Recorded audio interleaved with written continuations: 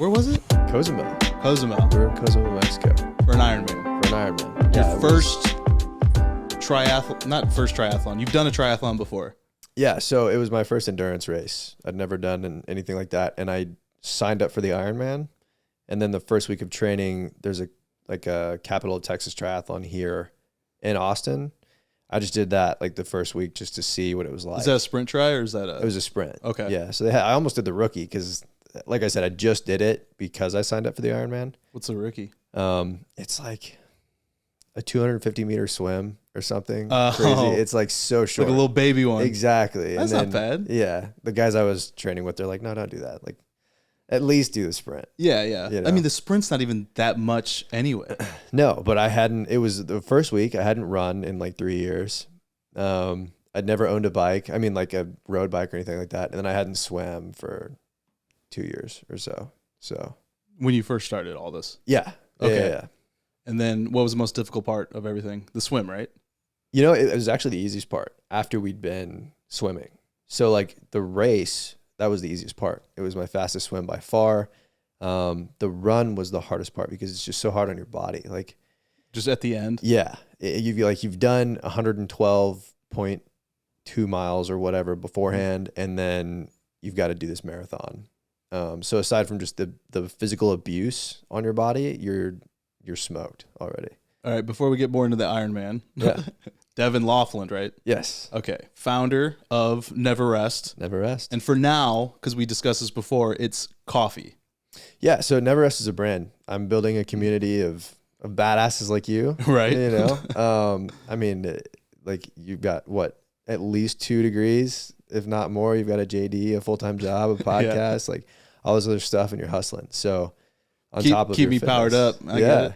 And so we're building this community of badasses that just want to make stuff happen. And Who's that Carlos guy? Because he started following me and I started following him, and that dude is a house.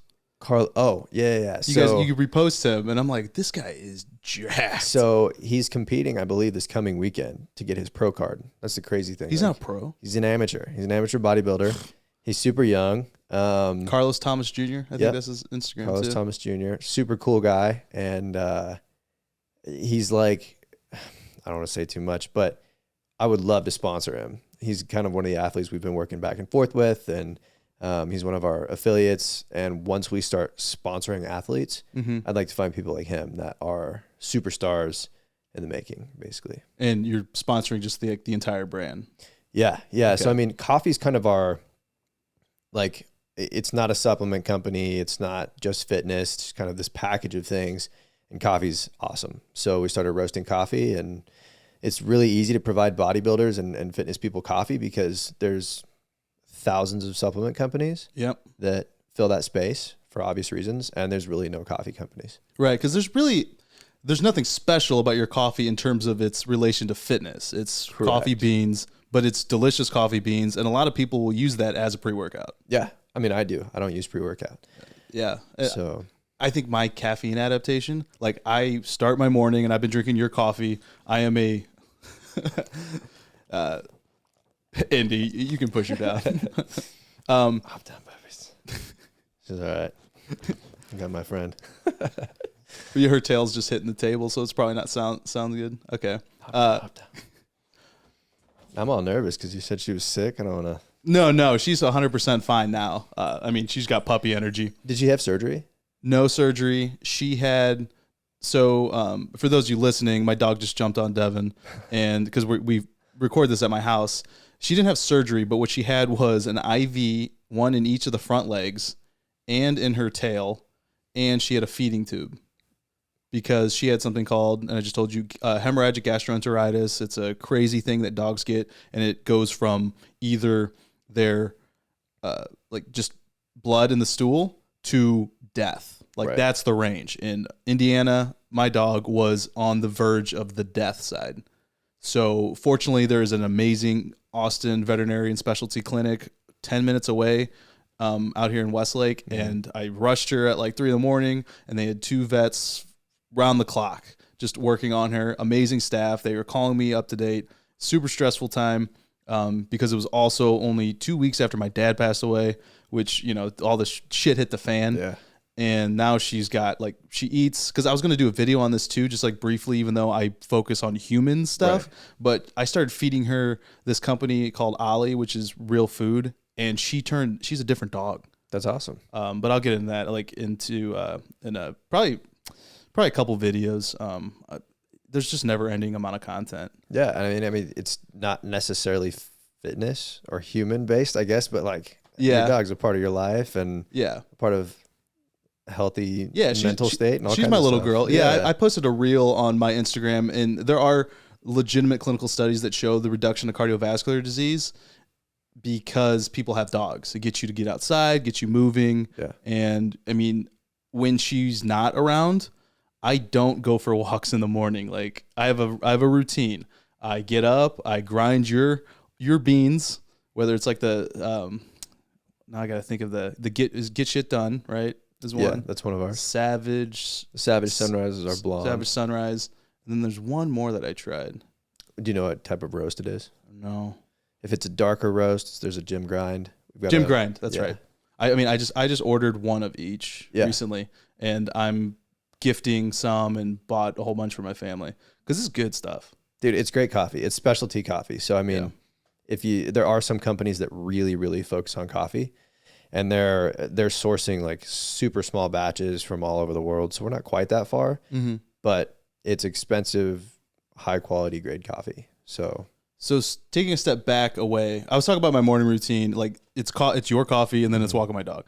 But now taking a step back, let's talk about more who you are. The big thing I want to do this podcast is give some transparency to these brands that I've found that I like. I get to sit. We met at Mozart's Coffee around the corner cafe here in Austin, and we had a great conversation, just talking about content, talking about what it is that you're doing and what you're striving for. And this was pre-Ironman, something else I also want to get into, like we did at the beginning of the podcast, but I want to go more into detail. So tell me about like your background, your education, and then we'll lead it up into you actually starting Never Rest. Yeah. So I was running track in high school and wanted to go run in college, and at the same time study to go be a doctor, basically. So I ended up like running track for a little while at the University of Texas and getting my human biology degree.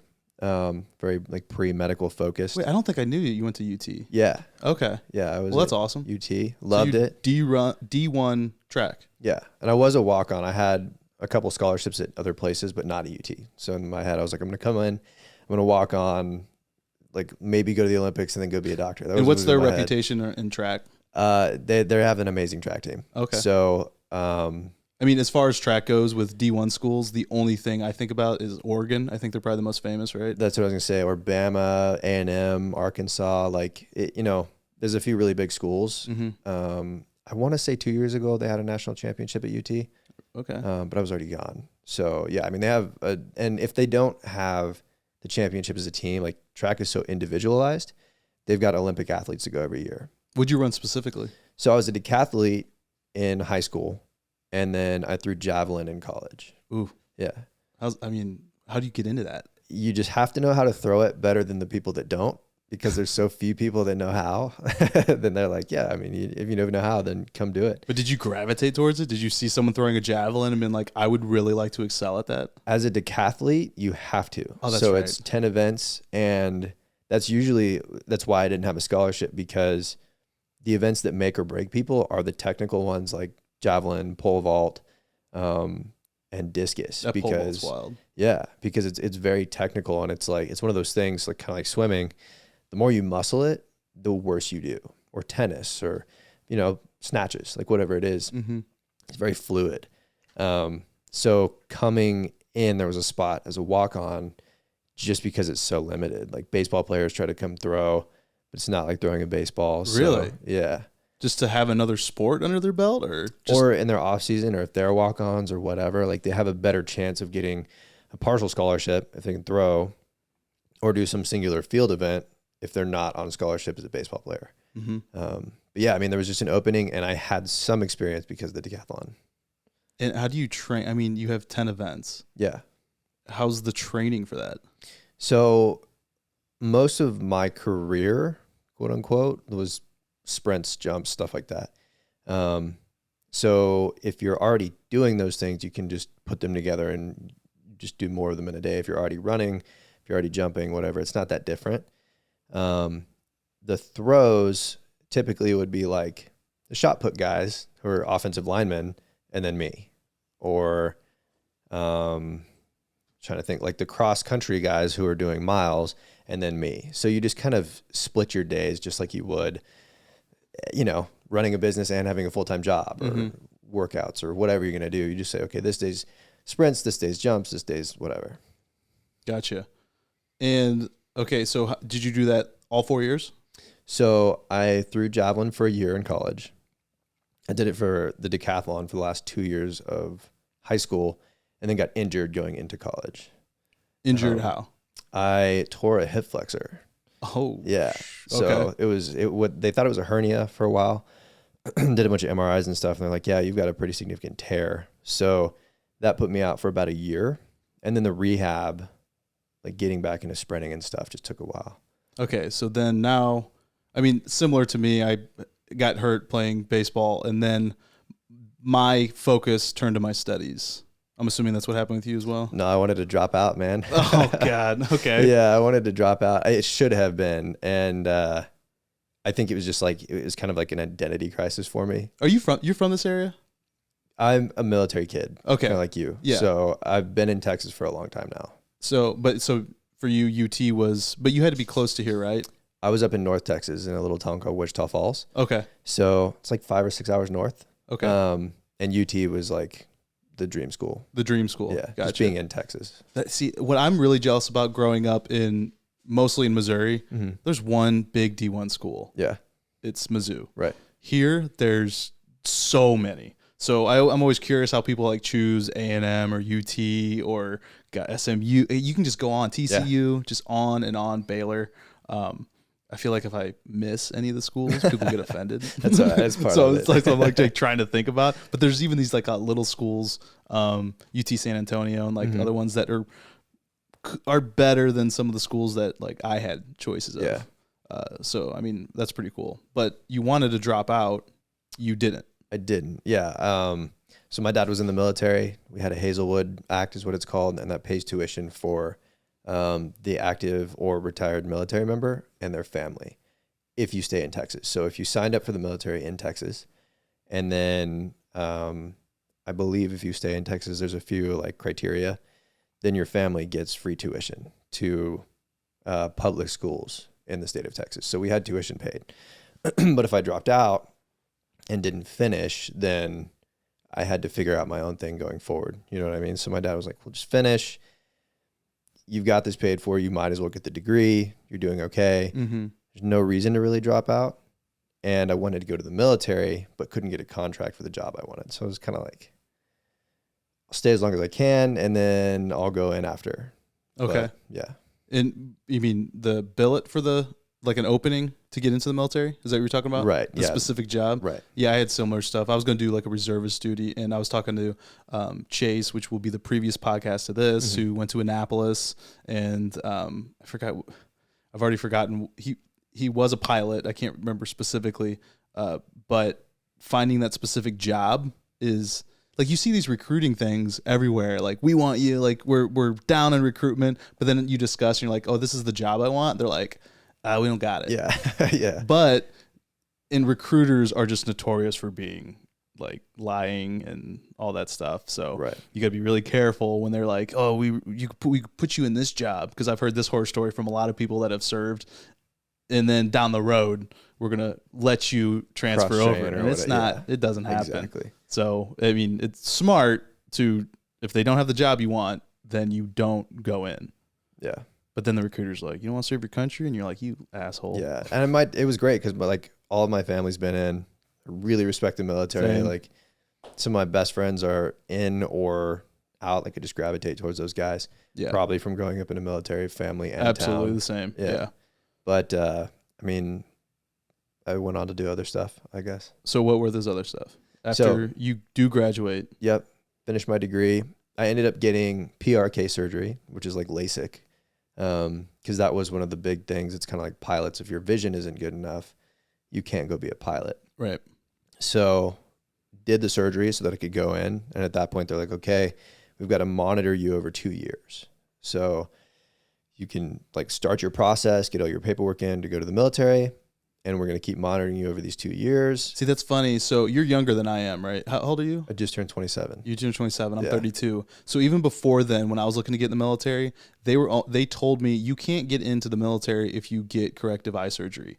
You have to get in first, and then we'll allow you after a period of time to correct your eyes, which is what my sister even did. Like the military paid for her vision to be corrected. Now they don't give a shit. Right. So there's still that delay for most people, but that's what held me back. They're like, we can put you in this job. If your commander of your base approves, we'll pay for it. And you'll do the surgery, and then you can try out. And everybody that had done that, they're like, you're going to be in this job for 4 years before they do that, if they do that. And then my dad did the same thing, but he retired 20 years after being in the Air Force, and they did his like 16 years. So paid for it myself, waited. And then in that waiting period, I ended up starting a business and like working in financial technology and stuff like that. But the whole time I'm like, I want to go do this thing. I still love being in the medical field. I still trained. I still had these things going on. So the brand was just kind of like a sticky note to keep going, stay focused, all this stuff. And then it developed into what it is now, this community and coffee and all those things. And why did you choose coffee to be the beginning of the brand? I love coffee. And it, I mean, it's like you could do this with a lot of things, but supplements are really saturated. There's a huge gap for coffee, and coffee brings people together. So it's got multiple uses, and I had the ability, instead of buying other people's, to start buying and roasting my own. So what makes it different? The coffee itself is specialty coffee. So we're going to take that coffee and make new products with it in the fitness space and similar to Red Bull, things like that. Outside of that, it's just really high quality, great coffee. What do you mean you're going to take it and make other stuff with it? So there's a long pipeline, but the soonest thing I would like to make happen is having a ready to drink bottled coffee. So it would be like a protein coffee. We're looking at some neuro coffees that have nootropics and things like that. There's a huge list of things we can do. I always wondered CBD coffee. Like, talking to Chase before, and because he was saying, like, I don't know if they're just adverse effects between both, because one chills you out and one gets you up. But what Chase was even saying was like, he has 3 different lines. He's got rest before bed. He's got, I don't have it here anymore, the roll-on stuff, which is great. And then he's got work that you use during the day. So for him, he gets a little jittery when he drinks coffee, and then he uses the CBD to get rid of the jitters. Yeah. So like I said, there's so much you can do, and I'd be totally open to doing that. I just don't use CBD. Yeah. Right. And you got to make products that you use because you're going to be more familiar with. Right. Or just connect with people like him that are like, here's what he uses and how we can put the two together. Absolutely. So you're starting with coffee. It's going to spider out into these different products. Where do you start when you want to make a coffee? There's a lot of ways to start. So you can literally start by just white labeling a coffee. Which means? You're going to find a company that already roasts, like Mozart's Coffee Roasters. They're a small roaster here in Austin, and you can actually go to them and co-pack. So they'll leave their label on it and say this was roasted at Mozart's, but you can put your company's name on it. Okay. So your media company, if you wanted to do like an event and have coffee, they would throw your logo on their bag. So you can do that. I roasted some coffee at home, and I was buying like coffees from all over the world from different companies. How do you roast at home? They just throw it in a frying pan. It's like the simplest way to do it. I've seen the big roasters. There was a place in Miami called Panther Coffee, and they had you could watch it, like the stirring thing. I guess it's just stirring, right? It's kind of like popcorn. Yeah. I mean, you've got to constantly move it. So having a big roaster will stir it for you. I'm assuming you can burn it too. Oh yeah. It's not good to roast in a frying pan. It's like you can take a really high quality bean and completely destroy it. But you're experimenting with this. Right. So you had no background prior in coffee? Than just drinking a whole lot of coffee? No. Yeah. And how do you, as a coffee drinker, what is your way to make it? Like for me, I'm Chemex pour over. I've tried like the automatic stuff just for ease of use, but to me, nothing is better than pour over. Yeah. No, I mean, that's the truth. And my Chemex is branded with yours because when we first met, I was like, oh, my Chemex broke. And you were at an event at my CrossFit gym, CrossFit Central, which was an all women's event, which was awesome, by the way. And I met you, immediately hit it off with you, and then bought all your stuff. Yeah.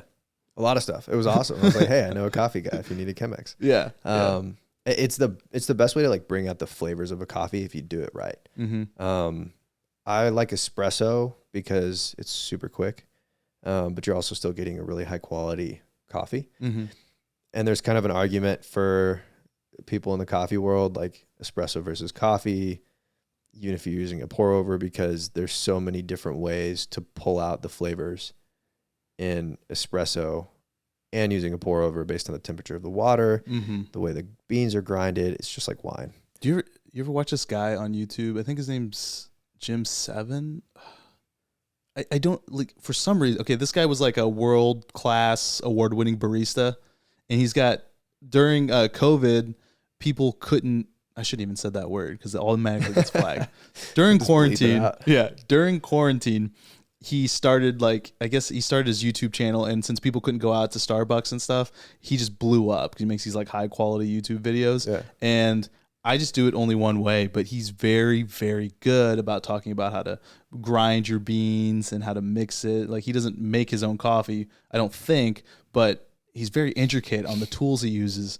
And the grinder is a very, very expensive part. Yeah. And he was talking about, like, I was looking at one, like mine is just a Target branded one. It's like super cheap, but he was even using one I was looking at, I think called like Fellow is the brand, and it's like a $400 grinder. Right. And he was calling it the cheap grinder. I was like, yeah, okay. He's like porcelain burrs and like all this stuff. And I was like, man, the way you can pull flavor out of coffee is insane. Right. And it depends on your palate. Like, I've been doing coffee for a while, and I can tell the difference between a lot of different coffees, but like wine is wine to me. Yeah. And I'll be lucky if I can tell the difference between like a Cab and a Red Blend or a Merlot.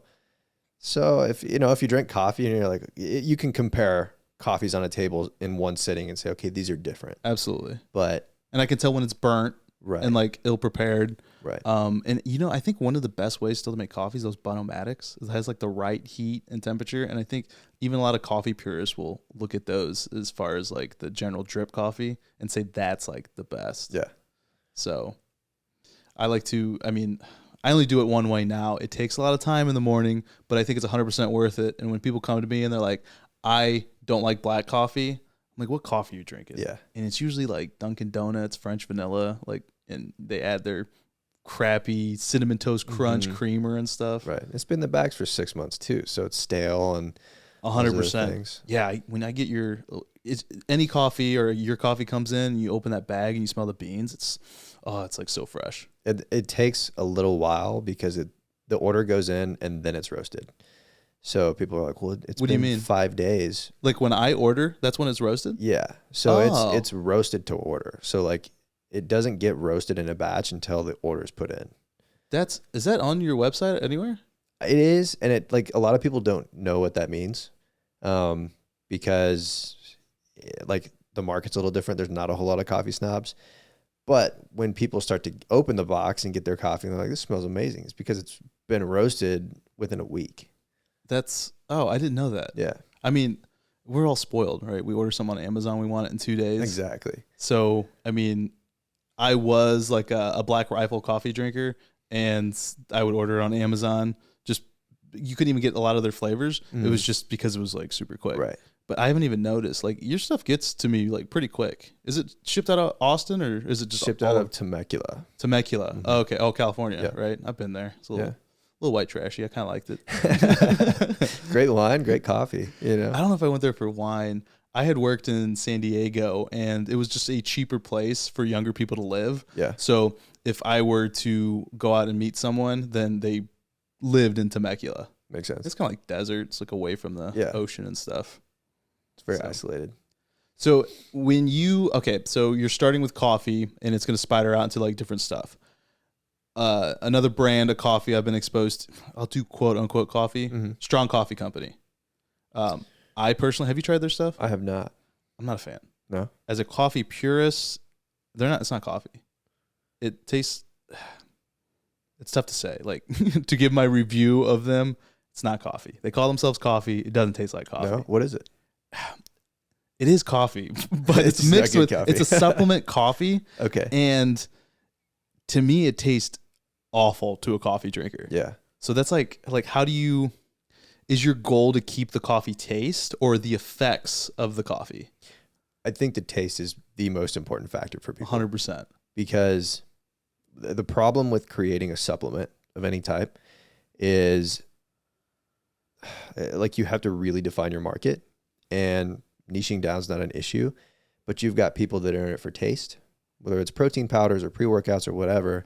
And then you've got people that are in it for like low toxicity, low sugar, whatever. And the more controlled the supply chain is, the more expensive it is. The healthier it is too, most of the time. So you've got Thorne that makes like really high quality supplements. Yep. Super expensive, not a whole lot of flavors. Like they're kind of no pre-workout either. I haven't had any of their pre-workouts. They don't have it. Right. That makes sense. So I don't even know if they have protein. They do have, I'm pretty sure they do have protein. Yeah. But they're very limited. Right. But go on. Yep. But, and then you've got people like, and not to say one's better than the other, but you've got people that are really mainstream, like Ghost and Optimum and, you know, yeah, but they're Ghost sucks. Or Bang even, right? Like so high in sugar, not Bang, but a lot of these others are so high in sugar and they taste great. So it really just have to define where you want to be in the market. I haven't quite done that yet, but either way, taste will be a large factor. What's your vision though? The cleanest. If you were to equate, there is, so you mentioned two different supplement brands that in my opinion are very different. Very different. Ghost is shit. Yeah. Like I'll say it. They actually, their Chips Ahoy actually has Chips Ahoy in it. Does it? Are you trying to be healthy? Like, what are you trying to do? Right. Other proteins aren't that bad. You know, it's still artificially flavored, but come on, you know? And then you got Thorne. Thorne, I would say, is top tier. Yeah. In terms of quality, research in their products, compositions, and everything. So in that scale, where are you trying to get Neverest to fall in line? I think we'll fall in the middle. Because especially being in Austin, like there's I like that. That's very honest. Yeah. Yeah. Because it has to taste good, or we have to really, really niche down. And the coffee's already kind of in the middle because it's a premium pure supplement, right? Like there's not a whole lot to it. It's quality controlled. But people drink it for the flavor, not because of those other things most of the time. Mm-hmm. But you know what's funny about your coffee though? I don't know so much like the selection is based on flavor for your market. I love your like artwork on the like. Good. You look at it like the get shit done, and I see you posting like some people have the stickers of it stuff, and I put your mug on the table because I love that design. And I told you I want it on a T-shirt. Like I think it would sell. Like I think the artwork on your products and the branding you're doing is fantastic. So I'm thinking a lot of people are going to be selecting it just based on how the bag looks. Right. Which I expect and hope, and I appreciate. Yeah. At the same time, I'd like to be providing a good quality. Oh, they're all good. Yeah. Like even the supplements down the line or whatever we decide to do. But like if someone's like a dark roast versus like a blonde roast, they're like, I think a lot of people looking at your stuff are going to not decide on that like I would versus, and actually I'm kind of guilty of it because like the like Savage Sunrise logo is like that Miami kind of look, right? Mm-hmm. Yeah. And I'm like, oh, that's a cool bag. Yeah. So I bought a couple more bags of those. That's my favorite one. So, I mean, I'm kind of biased. No, it's delicious. Yeah, they're all delicious. And I haven't tried your cold brew yet. That is a really good flavored roast. That's probably my second favorite just based on flavor. We might even change the name because it doesn't have to be a cold brew, but it's the best one that we have for a cold brew. Yeah, that's what I was wondering. Yeah. It's just like you just can brew it. You can brew anything as a cold brew, right? Definitely. Okay. Yeah. But that one you're just specifically marketing. What's the name of it? It's called the Relentless Roast. Oh, that's a cool one.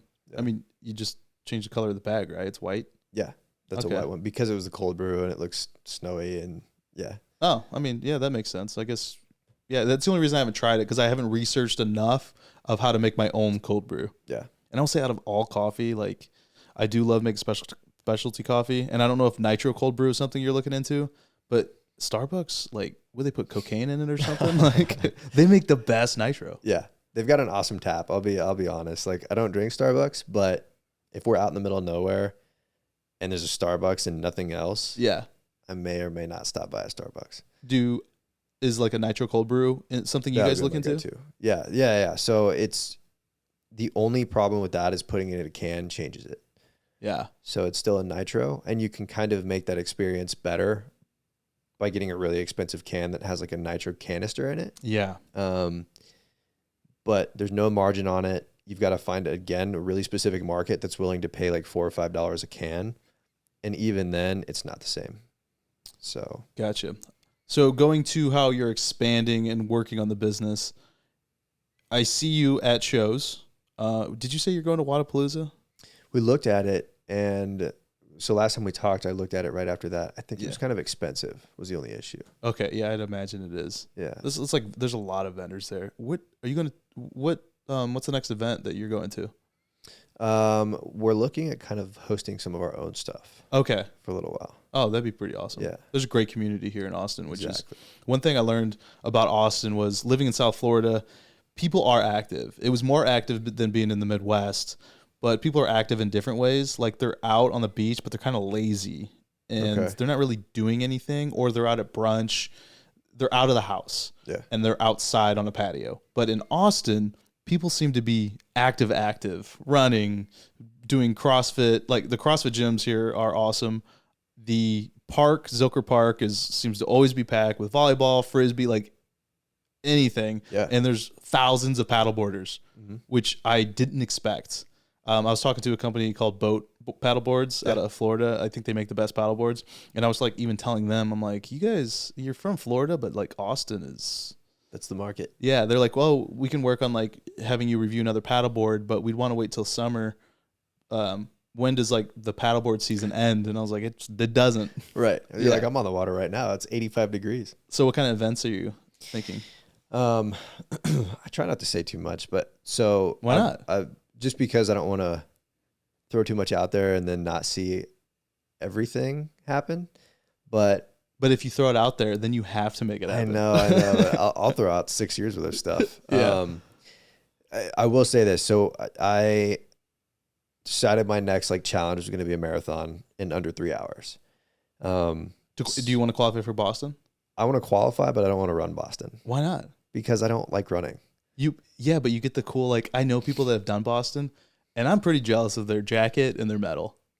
Yeah. Like we'll get an Ironman. You walked into my house with an Ironman backpack. You sure as hell would have the Boston Marathon jacket. Yeah, it's a rabbit hole, man. That's what I don't want to end up in. It's pride. I don't think it's a rabbit. It's pride, right? It's like human achievement, and it's your own personal achievement. Yeah. But for me, it's a rabbit hole. Like I want to get back in the gym. That's a problem. Yeah.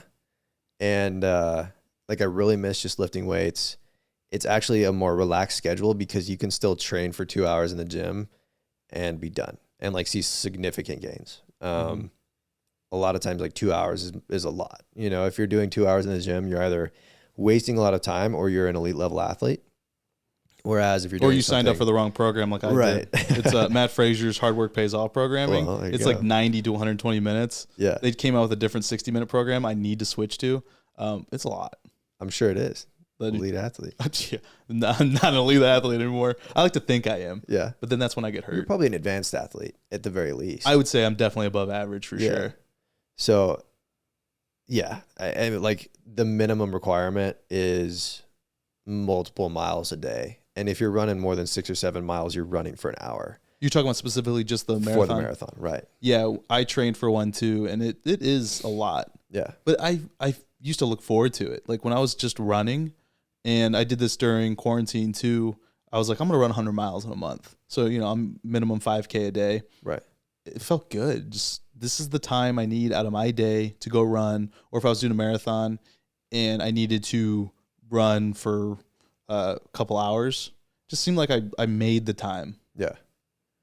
But making the time, I'd rather invest that time into a business right now.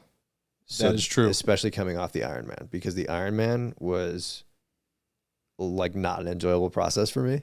Okay. Just because the time was significant. I mean, like our Saturdays, we had 12-hour training sessions on a lot of Saturdays. Which is, what's the time limit for Ironman? 17. And you did it in? 11:30. Damn. Yeah. Oh, you had plenty of time. Yeah. Why are you going so fast? I was running. People were chasing me, you know? Right? Yeah, it was awesome, dude. I mean, there were like the last guy to pass.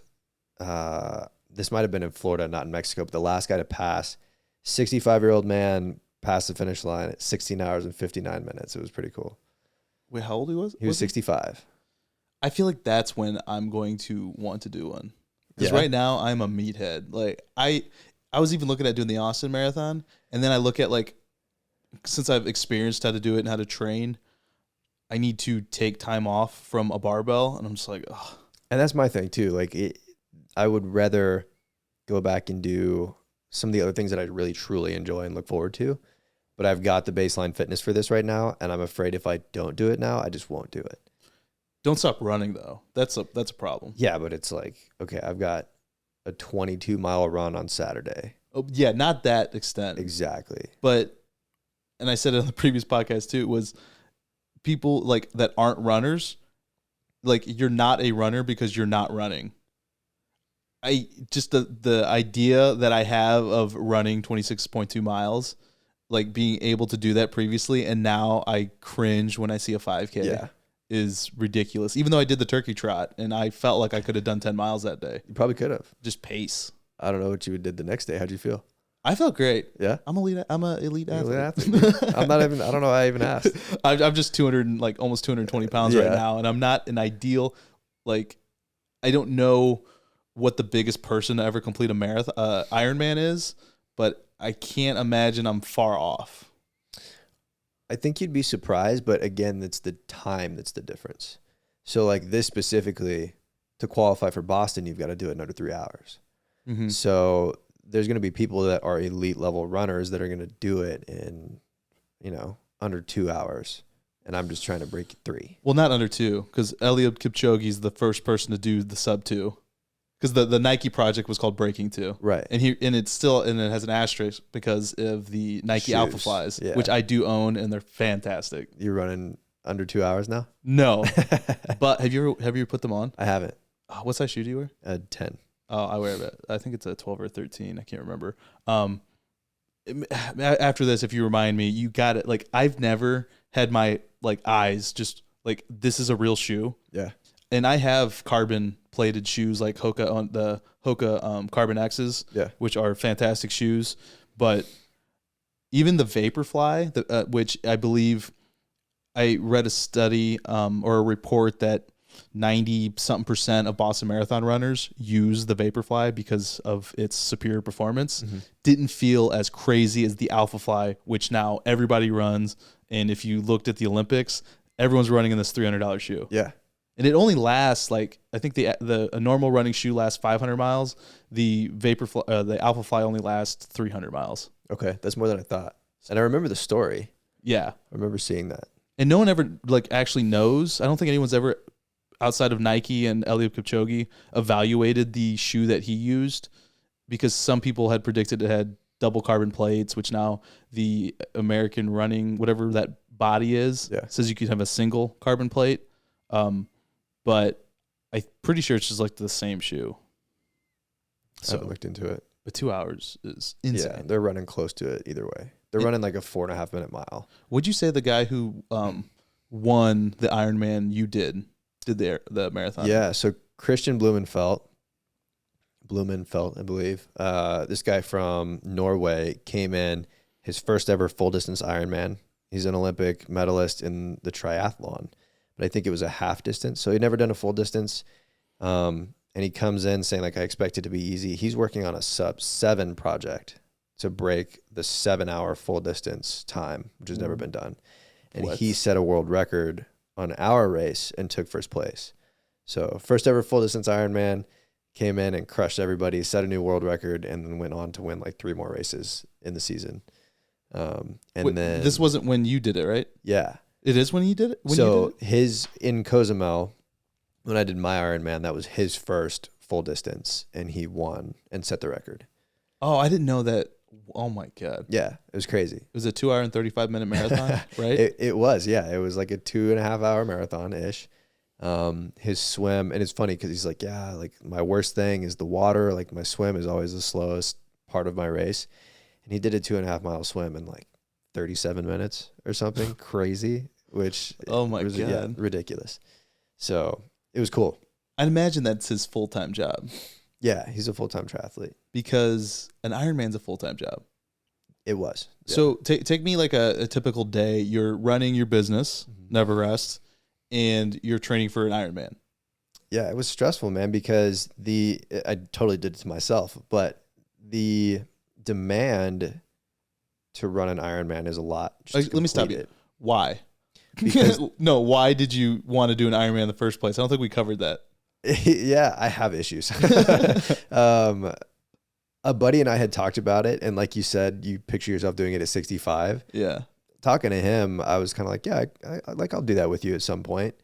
He was going through some stuff. I was going through some stuff. Like we both just kind of needed a big kick in the ass to get our stuff back in order and get ourselves in line. How about a half? Yeah, but it's got to go hard or go home, you know? That's what I've thought too. And I got a buddy who I think he thought the same thing, and he unfortunately had to pull out of the Panama City one. Yeah, you told me. Yeah, but he's never even done a triathlon. Yeah. And he was like, I'm just going to go do it. And I'm like, you're insane. He keeps trying to talk me into do it. I'm like, man. Dude, at least 6 months. Like at least 6 months. Because you're doing exactly what I did. You're going from a barbell to like 146 miles. Well, what was your body composition before? Because mine would completely change. Like I would be cutting probably like 30 pounds just to take stress off my joints for all of it. I lost about 10 pounds. Okay. A lot of muscle mass in my legs. And then I really leaned down my upper body. So composition didn't change too much. It was pretty lean. From the track background, kind of. Yeah, I guess so. I was doing some bodybuilding stuff, but that was part of it. Like I said, I wasn't really training. I was like working a full-time job that I'd never really pictured myself in. And like, just honestly was just kind of depressed, like felt my life was at this standstill. So the Ironman was that kick in the ass, bringing fitness back into my life on a big level and all those things. So major level. Yeah. Big's not even the right word. Well, yeah. And it's all about time. So my buddy and I, he was like going through a breakup. He's like, I think I need to do this year. And we were out paddleboarding, of course, on the lake, had a couple drinks, and I was like, let's just sign up. Let's just do it this year.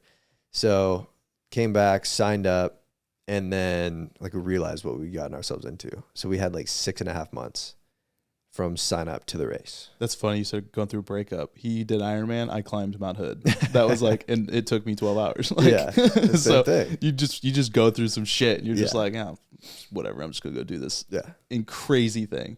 Yep. And you can't listen to music or anything the whole time, right? No, I think the words of the Ironman are nothing that will distract the athlete from the race. So no phone, no GoPro, no like outside help, no music, nothing like that. You gotta be okay with yourself, right? Are you thinking, are you listening to your breath, or are you thinking about weird crap? So the interesting thing is like the training leading up to it, we did a lot of stuff with no music, no podcast, nothing like that. That's when you kind of start to like figure yourself out, because you've got that solitude. Like even if you could listen to music, you can't when you're in the water. There's no such thing. And you can't hear anything else because you're underwater. So the training was a lot of that like mental space.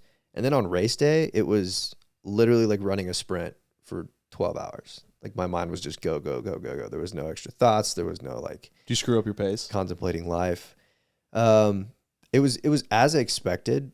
The run was slower than I wanted, but not slower than I'd trained for. Okay. So we kind of jumped. So going back to running a business, what's your daily schedule like? Your as far as, you know, I mean, you have swim, bike, run, and you have the 2.5 mile swim. Mm-hmm. For people who don't know, 112 mile bike ride. Yep.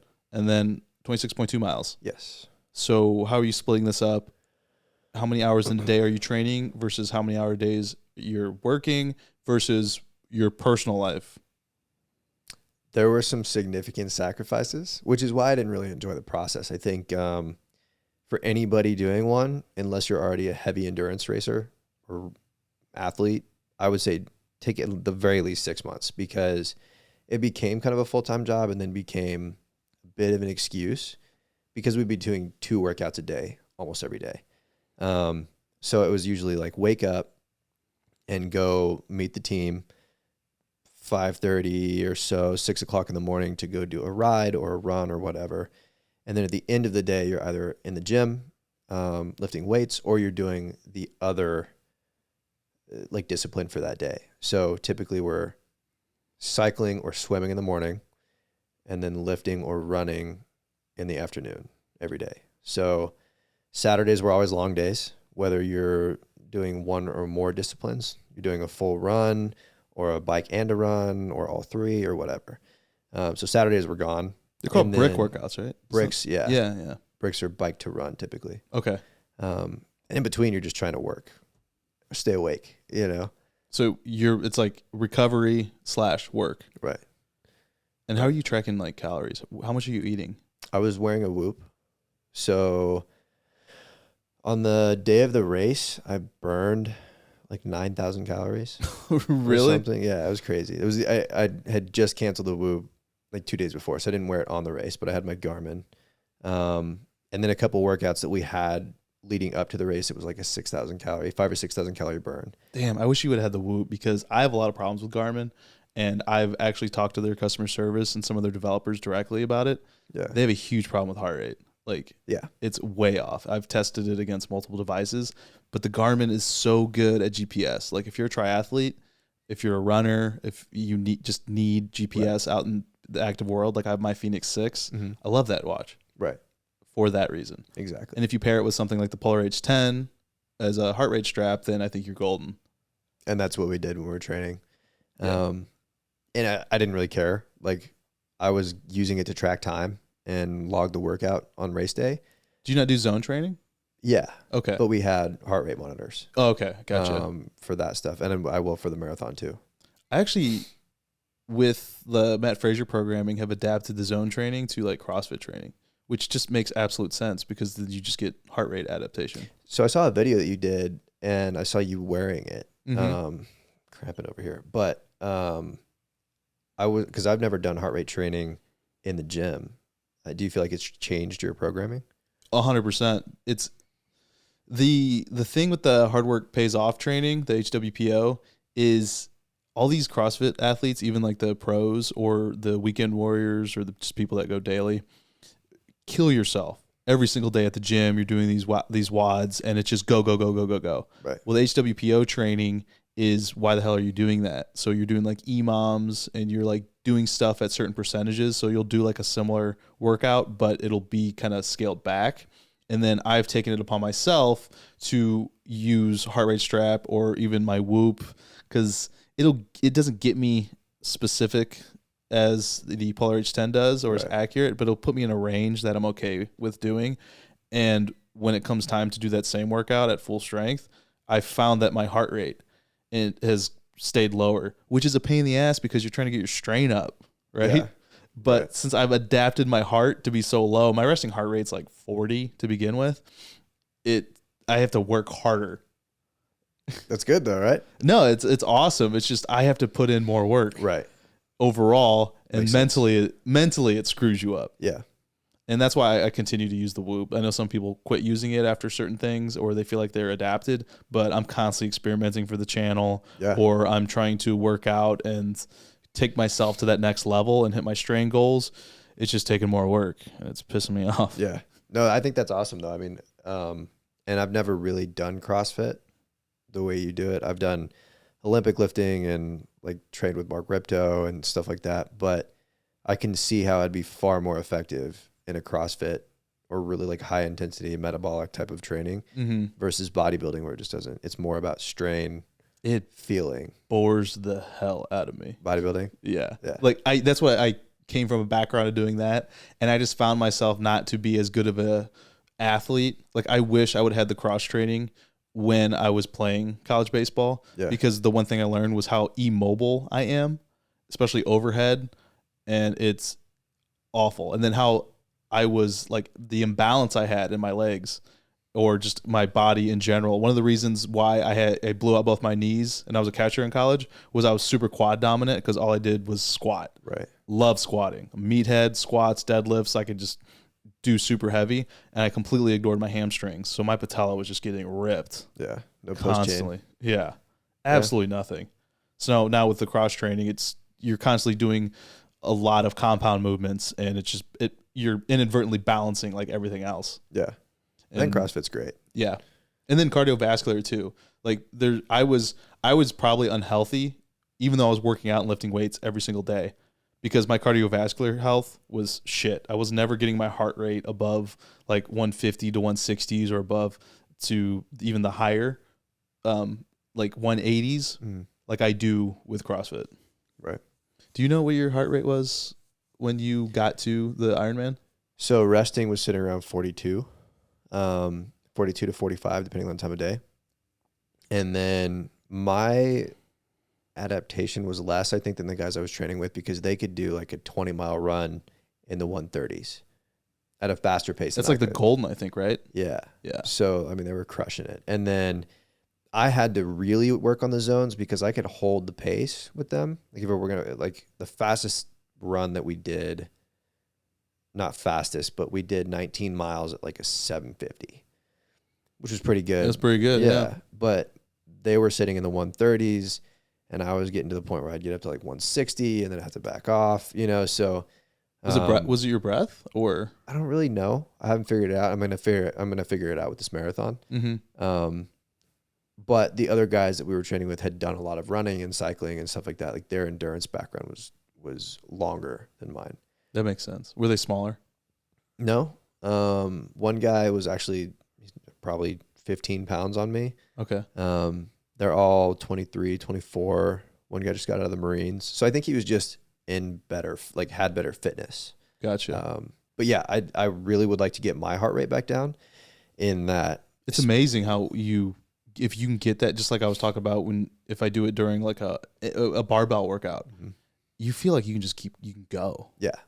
Because one thing is your heart rate goes up, your body temperature goes up, and I've been researching a lot on thermogenesis, and your body will fail because of body heat before it actually fails due to muscle failure. Yeah.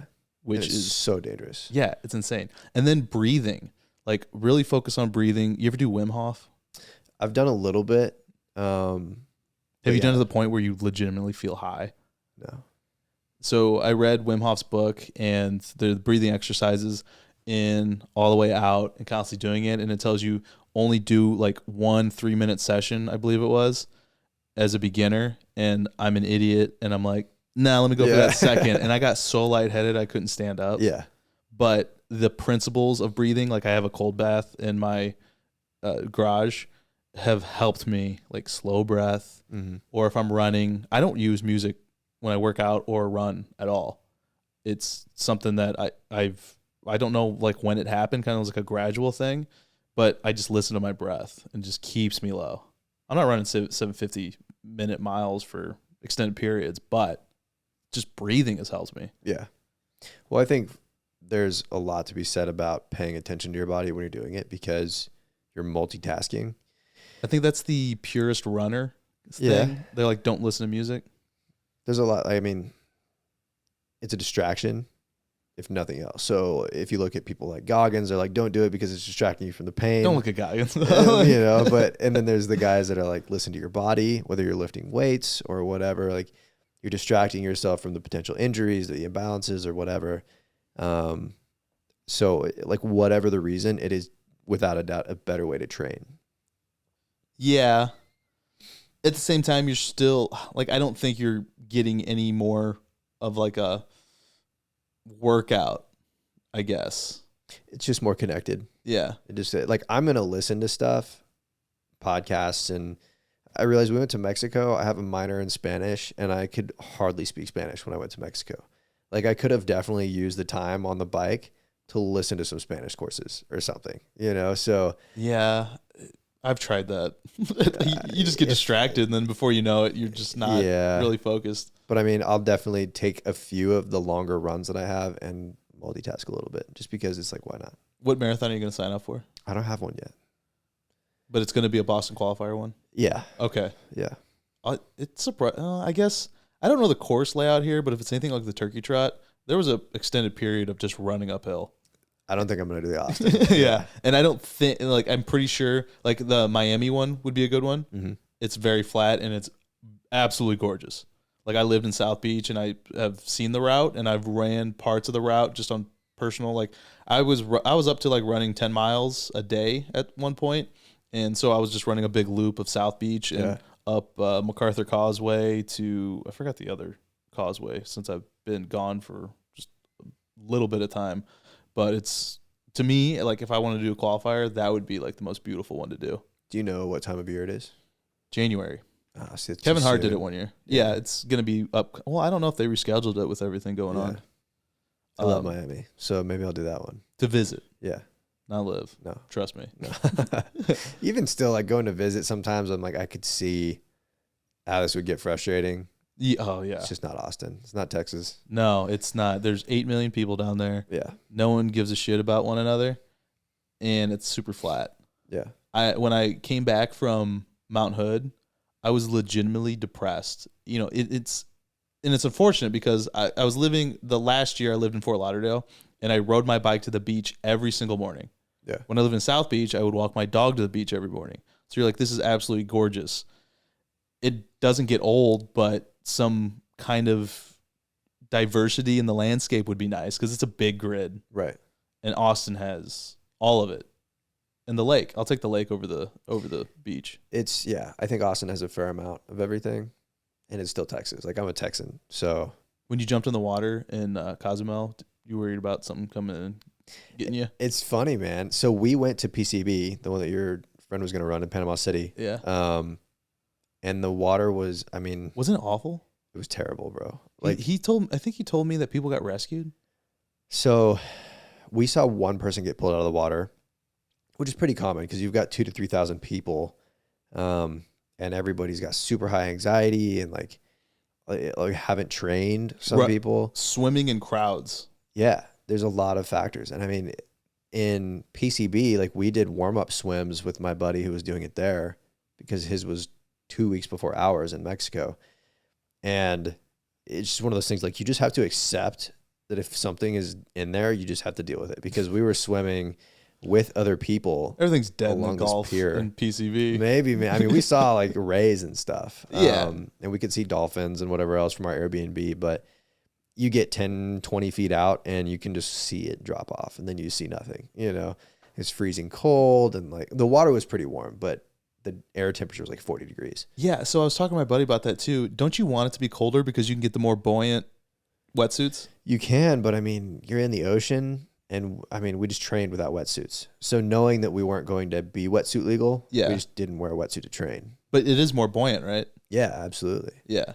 But the crazy thing is, so my swim was a 57-minute swim without a wetsuit. And his swim, because the current was so bad with a wetsuit, was like an hour and 40 minutes or something. Like even the pros got out of the water and they're like, is the timer wrong? Because it says it's been like an hour. That's like a legitimate nightmare when you're running and you're not moving. Yeah. Wow. Yeah. It was great. It was a bad course. Like one of the worst Ironman courses people have said that they've ever been in. Well, I'm sure my buddy's happy that he didn't do that one. I don't think he missed out. Because he had enough anxiety about like the swimming portion. Yeah. One thing about living in Florida, though, is the more time you spend in the ocean, and I spent a lot of time in the canals and stuff, and you would see bull sharks and hammerheads and all types of stuff. You just learn that they don't want anything to do with you. Stay out of the water, right? I guess. I told my buddy that dolphins rape people and that like then all of a sudden dolphins jumped up on his list of avoid. Yeah. It's one of my worst fears, probably just from growing up in Texas. Like that's one of the biggest reasons I was like, I'm going to do an Ironman. I'm going to put myself in the ocean for a couple miles and just deal with it. They want what I learned. Well, there were bull sharks that attacked boats because there was like the electromagnetism that like they're in their they can't handle their testosterone. They got the most testosterone per pound, I think, out of any animal. But the only time the sharks would attack people is in murky water because they're just, moving their mouth and they're just looking for something. But people tend to get shark bites. Right. Because as soon as they bite, they let go because they're like, oh, this isn't the food I want. Right. So once you learn more of that, you're like, but I did see a hammerhead one time that was like it seemed like it was like 4 or 5 feet longer than my paddleboard. Yeah. And I have a 11-foot paddleboard. Yeah. It's terrifying, bro. Cause they're like, yeah, okay. They'll only bite you and they're only exploring whatever. It's like, okay, but now you're in the water. Yeah. And you're bleeding And there's other sharks. It's one of my worst nightmares, even still. Well, Mythbusters did that. They busted that. Like, it's not a real thing. If it's not the food that they can smell, it's not the. I'm pretty sure it's not the thing that they want. I don't know. I'm not about to test it out. Right. Yeah. People bought these bullshit like anti-electromagnetic like. I've seen them. It's funny because it was something I was looking at testing, living in Florida just for my channel, but I found zero research on it. And none of these animals were bothering me whatsoever. Yeah. So I wouldn't know how to actually legitimately test it using it my own leg. It's more of like a placebo. Like my buddy was going to get one just for the placebo and just be like, okay, I feel good. I just accepted death. I was like, whatever's here. And Cozumel's beautiful. Like, we had an Airbnb on the water, and you could jump right off the back of the Airbnb dock and snorkel. And you could see for like 100 feet in every direction. That's beautiful. It was super clear. The water was super warm. Like, you see any big fish while you're doing that? Big fish, but nothing crazy. Okay. And then the swim, we could see 60 feet straight down. Like, we could see the bottom. And then every 100 meters, there was a buoy to mark the swim lane. And the big one, every like 200 or 300 meters, had a rescue diver at the bottom. Okay. So it's like, really, it was a good intro swim. There was really nothing scary about it. And we were probably 200 meters from the shore. How were you training for open water swimming? Because that's one thing people don't realize is how different open water is, and even how different a lake is versus an ocean. Mm-hmm. How'd you train for that here? There's a lake here behind Lifetime Fitness. Yep, I knew you were going to say that. Quarry, and it's really the only place to swim. Like, you can go swim in Lake Travis, kind of, but that's dangerous because there's boats everywhere and stuff. So the quarry's great. Well, I have the lake's right there, and I don't know if is the algae the problem here or no on this side. Algae is a problem for dogs. I know it is on the other side of the dam. Yeah, I don't know if it is over here. They said it was in Travis too. Okay, well my dogs drink that water. That's what I'm saying. Dogs are in it all the time. They've had people that have had flesh-eating bacteria issues. Oh, but it's more like if you're swimming with the boats and stuff like that. Like, there's just so much unknown terrain in the lake, in Lake Travis, and the quarry is only for swimming. There's no fishing. There's no dogs. It's like fenced off and everything for the gym. So it was just an ideal place to swim. Yeah, no, that's awesome. I've met quite a few people and they were like, oh, I've done an Ironman. I'm like, what the hell? It's like population dense of iron people. Yeah. And that's what we said too. Like, we would see people with the tattoos and you're like, did you really do all this training? Because this sucks. Are you getting one? I probably will put it in my tattoo, but it'll be kind of small. I had a couple people at when I was in South Beach at that CrossFit gym, and they had the Ironman tattoo on their bicep. I thought it was pretty badass. I'll work it into a piece of my tattoo. Yeah, it's kind of a cool logo. Yeah, kind of Incan, kind of very plain. You could do that. I don't really know how they created it, but I mean, it's very noticeable. Within the community of people. I think there's a couple brands. Like Ironman is an actual brand. It's a trademark name. And that makes it difficult for something. I forgot what big event. Was it? Maybe it was the Olympics that were thinking about doing it. And they weren't able to because of the branding. So, do you know James Lawrence, the Iron Cowboy? Yes. So he had would he do 100? Oh, that's right. That's what it was. Yeah. He did 100 in 100 days, right? Mm-hmm. And he couldn't say the name. They were iron distance triathlons that he did. Come on. We're dancing around. Full distance, yeah. But like you said, it's the brand. So like the brand is massive. I mean, my background's in intellectual property, and that involves trademarks to a certain extent. If like I'd be like, come on, we're not coming after you. Also, I think Ironman told him that he couldn't use it. I know, that's what I'm saying. Yeah. So I mean, so the logic behind something like that is that, so like for your trademark, if you acquiesce or you don't go after someone for using it, then you open the floodgates for other people to do the same thing. So you're supposed to be consistent across the board. Yeah. But common sense will dictate, hey, what he did with the 100 Ironman in 100 days probably inspired some people to sign up for Ironman. Absolutely. And everybody like me is going to sign up for an Ironman. Yeah. Because that's like, I don't even know. It wouldn't be that hard, but when I think of this race, I think of an Ironman, not a full distance triathlon. Yeah. So I think, far more about this than I do, but I think they did themselves a disservice by not working with him to help him brand it. Yeah, I absolutely like some sort of co-branding and Yeah. stuff. Because for me, Sponsor him. when I saw him doing that, I go, well, if he can do 100, I could do 1. That was kind of our thing too. And it started leaking into my head, and I go, no, stop it. Yeah.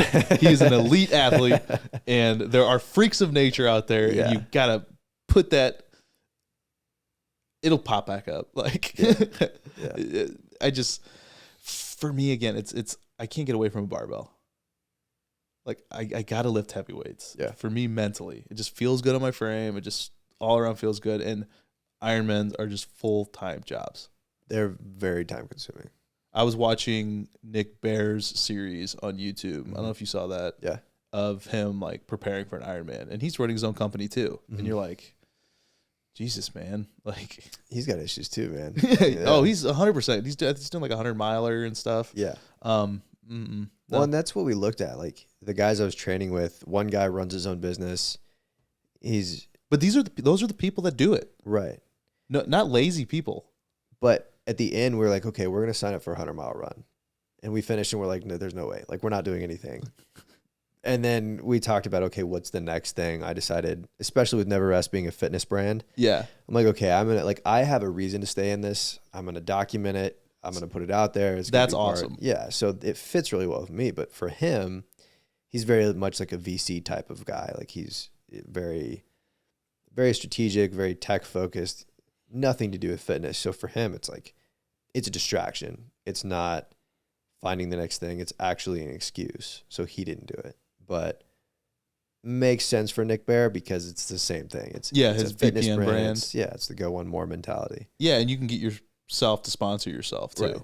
And then at the same time for you, I'm like, because I was talking to you about content, it's important to promote you using your product as well as showing the product like in action.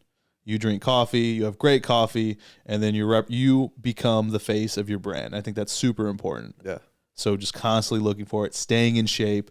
And I've taken my fitness to another level since even starting this YouTube channel for that reason. Right. Like I want to show people, hey, I'm not bullshitting you, because I see some people out there with fitness in their name, which I personally think is kind of ridiculous. Yeah. Like, or like health coaches, and they're just not living up to what, like they're like, do as I say, not as I do. And I think that's crap. Yeah. It's hard. It's not authentic. Not authentic. Yeah. It's very hard to share your message if you're not living your message. Yeah. Which I mean, like I struggle with, like I want to sleep in the morning and not work out sometimes and all that stuff, but it gives me like structure and a reason to keep staying in shape and doing all these things. And I love it. Like structure. Yeah. Some people do need like goals to set out for. That's why I was looking at something like an Austin Marathon or preparing for, in CrossFit, the CrossFit Open's around the corner. So that becomes a thing that you have your eyes set on. You want to eat better. You want to start counting your calories a little more closely. You want to get to your ideal body type. I had my life all kind of screwed up because in Austin, there's the FedEx experience. So I had my eyes set on that, and I just was not able to get the right weight at the right performance, and it just pissed me off. But I like looking at the next thing and being like, can't wait to do this. Yeah. Whether it's something even casual too. I have a bachelor party that I'm going to at the Waste Management Open in February with some buddies. My best friend's getting married. But I say that because I got friends in our group chat that are dads and have got terrible dad bods that want to get in shape for a guy's trip. Like, that's their goal, is that we're going to be in Arizona. They're in the winter in the Midwest, and they're like, I need to bear down. And I'm like, that's fine. I'm like, I don't see why you want to get in shape to be around a bunch of dudes. Right. Play some golf. Yeah. Because you're coming. They've got an elite athlete on the way. Well, my buddy works for First Form too, and there's some First Form guys going. Yeah. So they're going to be, we want to go work out and stuff. So the people that aren't in good a shape don't want to take their shirts off at the pool around us, I guess. Yeah. But I don't care. But it gives them a goal. Exactly. Because for me, it's about my goals, sharing my message, not. I mean, I do think that, kind of like the video you did the other day, there's definitely a level of health that we should talk about. Yes. Because I won't even get political, but I think there are messages that could be. It's a lot, but I think there are messages that should be out there, but it's about me and keeping myself structured, and then helping other people with what I can do with myself. That is important. So there are certain people I've met or certain people I've tried to follow, and they try to be inspirational people. And I'm like, your shit's not even together. Yeah. And like, first of all, if we were to objectively look at my resume versus yours, we're not even in the same class. Yeah. And I sure as hell am not someone who's going to be preachy. I just want to live my life. And if you find inspiration from it or you find something useful from it, then by all means run with it. But I'm not going to sit there and be like, get up in the morning of, you got to be true. You got to be, one thing like I think's ridiculous. I had TikTok for a short amount of time and I had to delete it because I just could not get into it. But these people working out and they've got like this overplaying thing like chase greatness and stuff. What are you chasing? Yeah. You're going to the gym and you're lifting weights. Like, what greatness is this? Yeah. Have you seen the guy with the really long beard? Forgot his name. But Liver King? No. Okay. That guy's crazy. Yeah. But there's this guy that's got, I mean, it's a great beard, but he's got this really long red beard that like goes down in his lap. Fairly decent sized dude. And he'll be sitting in his car and then he'll be like, you're tired. And then he'll just start screaming about how you shouldn't be tired. You woke up, like whatever the topic of Stop the day yelling is. at me. Yeah. And I'm just like, next, like it doesn't do it for me. I don't know. I loved, so if you follow Jocko Willink on Instagram, he's always posting like 4 a.m. stuff. Mm-hmm. Did you ever see, Andy Stump? No. So he was a Navy SEAL instructor and he's really good friends with Jocko. He's also got a Cleared Hot podcast. It's amazing. But he's become kind of the anti-Jocko. Yeah. And he would post himself getting up at like 10 a.m. stuff like that. Yeah. And just to not just to make fun of his buddy. Yeah. People got mad. Yeah. They're like, hold on, first of all, we're buddies. They're like, you can't do that to Jocko Willink and stuff. And it's like, I can do whatever the hell I want. I was gonna say, you can do whatever you want. Like they were team members together. But I thought that was funny. It's just like poking fun. And Goggins kind of borderlines that as far as like trying to be inspirational, but he's still like doing his thing. And the only people I follow on Instagram are those people that I find inspiring, inadvertent of what they're doing day to day. Yeah. Courtney Dahlwalter's one. Like there's nothing that she posts. Do you know Courtney Dahlwalter? Mm-hmm. She wins like every single ultra marathon. She won the Moab 240 by like 4 hours or something. Like or no. It was like 8 to 10 hours, I think, because they said that she could have slept a full night's rest and still won. Right. And she's goofball. Like she talks about her crazy dreams while she's like the Jaguar and stuff. Yeah. So I watch stuff like her, and she just generally loves running ultra distances. Right. And she's not out there being preachy. Go do this thing. Just do your thing, and people are gonna follow you. I think for me, like keeping that thing and making it big is important for me and for the brand because I'm not a preachy person, and if I'm doing it, it's not genuine. Yeah. So although sometimes it is important, especially as a coach, like I was a personal trainer and a fitness coach for a really long time, you kind of have to do that to help that person, but it's very specific to them. They're asking for it. Right. And some of them aren't. Some of them want you to program them and like tell them how to do things, but they don't need that. Anybody ever tell you like call me a piece of shit or something? Slap me. Yeah. No, I mean, not really. Honestly. I was at this was years and years ago, but I'll never get out of my head. I was at a Gold's Gym in St. Louis, and I could just hear like I was on the treadmill and warming up, and I was listening, had my earbuds in, and I kept hearing something out of my right ear because this guy was next to me, and I was like, "What the hell is that?" So I kind of leak in and like pull my earbud out, and I just hear him repeating himself. You're not a pussy. You're not a pussy. Like over and over again. And I couldn't stop laughing. Yeah. Hey, whatever does it, man. Affirmations, right? Whatever gets you, man. You know? Whatever gets you motivated. Yeah. That was the funny thing with the Tom Segura and Bert Kreischer thing years ago on Joe Rogan, the fat shaming. Yeah. It's like whatever motivates you personally. Yeah. Don't tell me that it doesn't work when it worked. Right. But yeah, it's personal. For everybody, it's different. Yeah. And what motivates you? Just I think it's a little different for different things, but I don't have an answer. I don't have an easy answer for that. You don't have an answer what got you to keep training for an Ironman? I think I know what does and doesn't work. Okay. So I mean like it's like drinking, right? like I like drinking, but I know drinking on a Monday night's not going to help me do anything. Right. So it's more the motivation, like, okay, I've got shit to accomplish.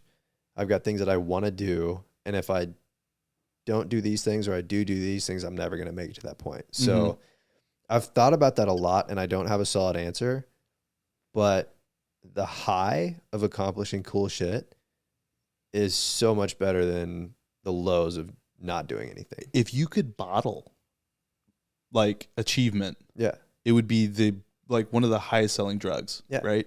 And I felt that on top of you were talking about you want to climb a mountain, right? Yeah. I just think, by the way, you have to get down after you climb a mountain. Dude, I talk about that every time. Like, because that's something. It's very important that you don't realize that when you ascent and you like summit and you get to the top of Mount Hood, which is a beginner, quote unquote, beginner climb. Yeah. You are only halfway done. Yeah.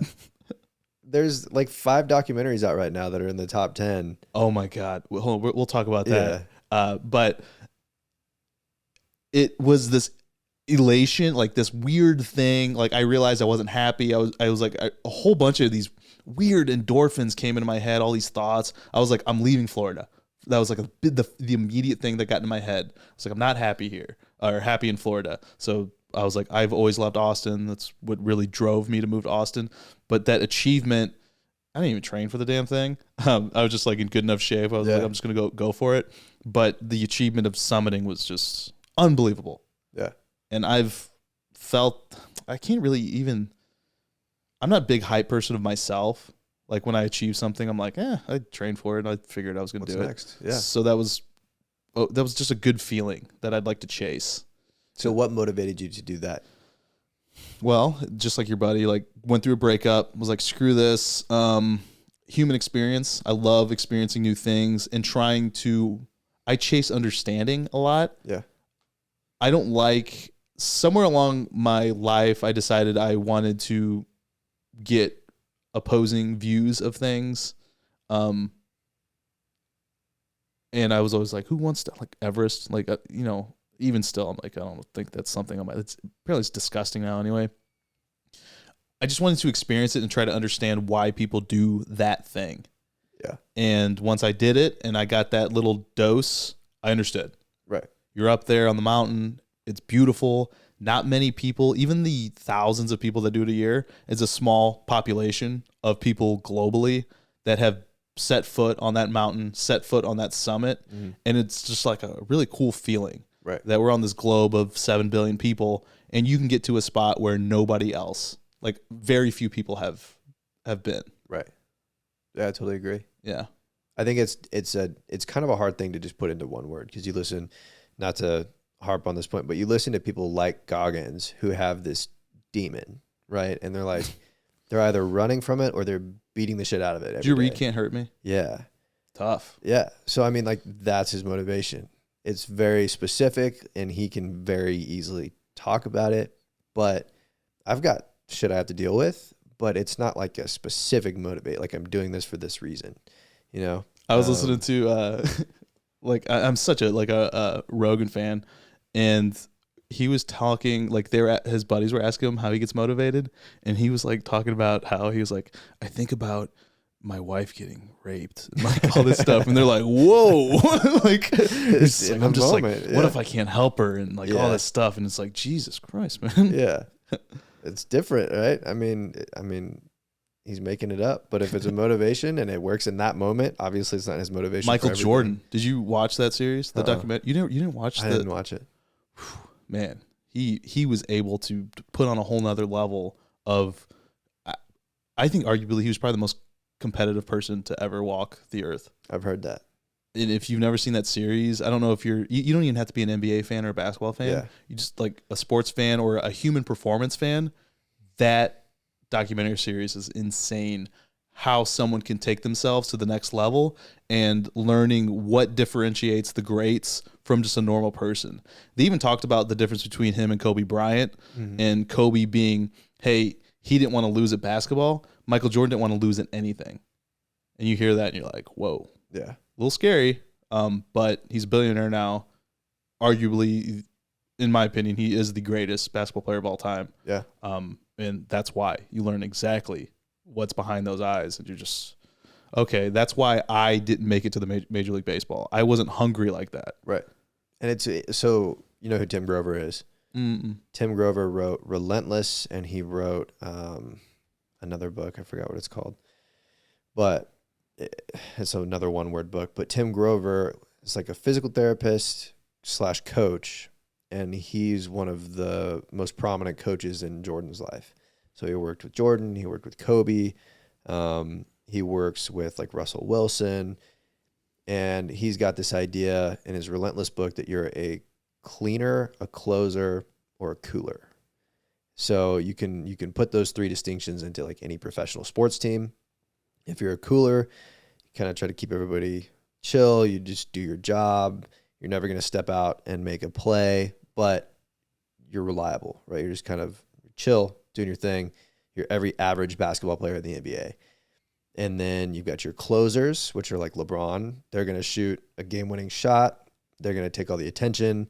They're going to like be there when they're needed, when the media is there, when there's that last second need to win. And then there's the cleaners, who are the janitors, essentially. Like they're to clean house. They're the Kobes. They're the Michaels. They're always on. Like they're never off. They're doing things that nobody else can do. They're always reliable. They're running the team, and they're in a league entirely of their own.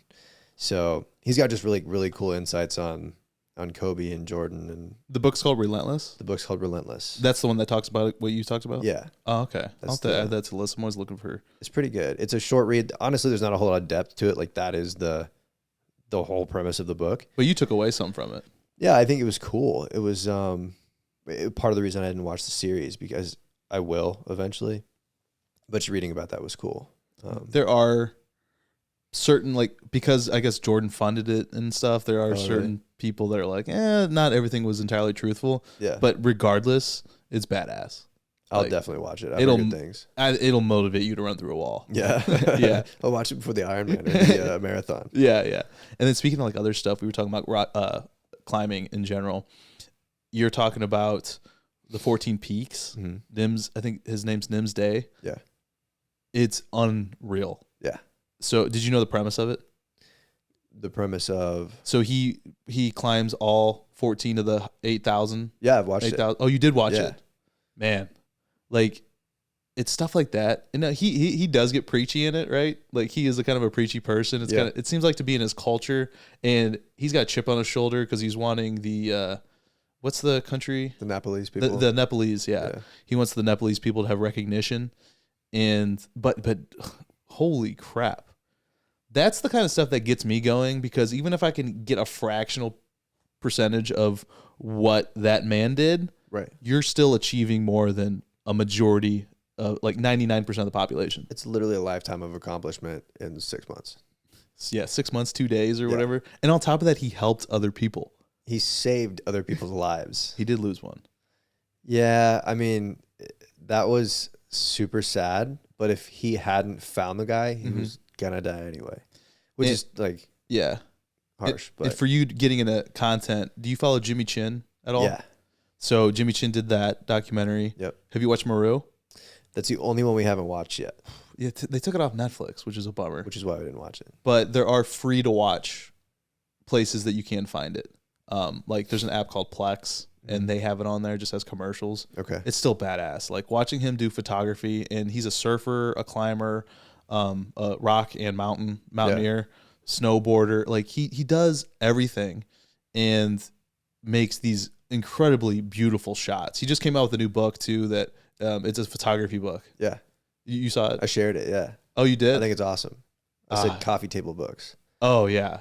It's something you could just stare at and just see his kind of content. He's amazing. So he's excelling at multiple things that I absolutely love. Did you watch The Rescue on Disney Plus? We did. Good stuff. Man, that, like, I knew the story of that the kids got rescued. Right. I didn't know the details. Neither did I. That's what I was watching it with my girlfriend, because she doesn't really like documentaries. She doesn't watch a whole lot of TV, but she very rarely will sit down and watch a documentary with me. Usually if I put something on, she like shuts it off. She's like, this is trash. We're not watching this. And I get all mad because I can't like not finish something. Yeah. And I stopped it because we started it on like a Tuesday night. And she's like, no, sit back down. We're finishing this. Yeah. The storytelling. That's what Jimmy Chin's so good at. Yeah. And that's what like I'm trying to chase too. But if we're talking about like people that are just doing their own thing, those cave divers who you've never heard of that happen to be the world's best, from the UK, from the United States, like all over the place, from Denmark or wherever they came from, zero recognition, just living their life. And I was inspired as hell from what those guys do. It was amazing. Yeah. And it was like, I guess because they're in such high pressure situations all the time, was great, but no they pun intended. Like, yeah, but they were saving lives, you know, like doing something they'd never done before, because doing that and enjoying that and knowing the risks behind doing something that dangerous on your own is a lot, but then having all the lives that they had on the line was crazy. Oh my God. Yeah. And none of those guys look like they could handle a pressure situation of any kind. They don't look like they leave the house, you know? Yeah, they go from no sun to diving into caves where there's no sun. Yeah, and it was intense. That stuff that inspired me too. Yeah. So I watched that first, and that's when I watched 14 Peaks, and then Free Solo again, and just went down like that rabbit hole of like these people. And there's another one called The Alpinist that they just put on Netflix. So Maru and The Alpinist are next, and we'll probably take 2 weeks to watch those because we'll hit on the weekends. Alpinist is rough. Yeah. It's it's a true story.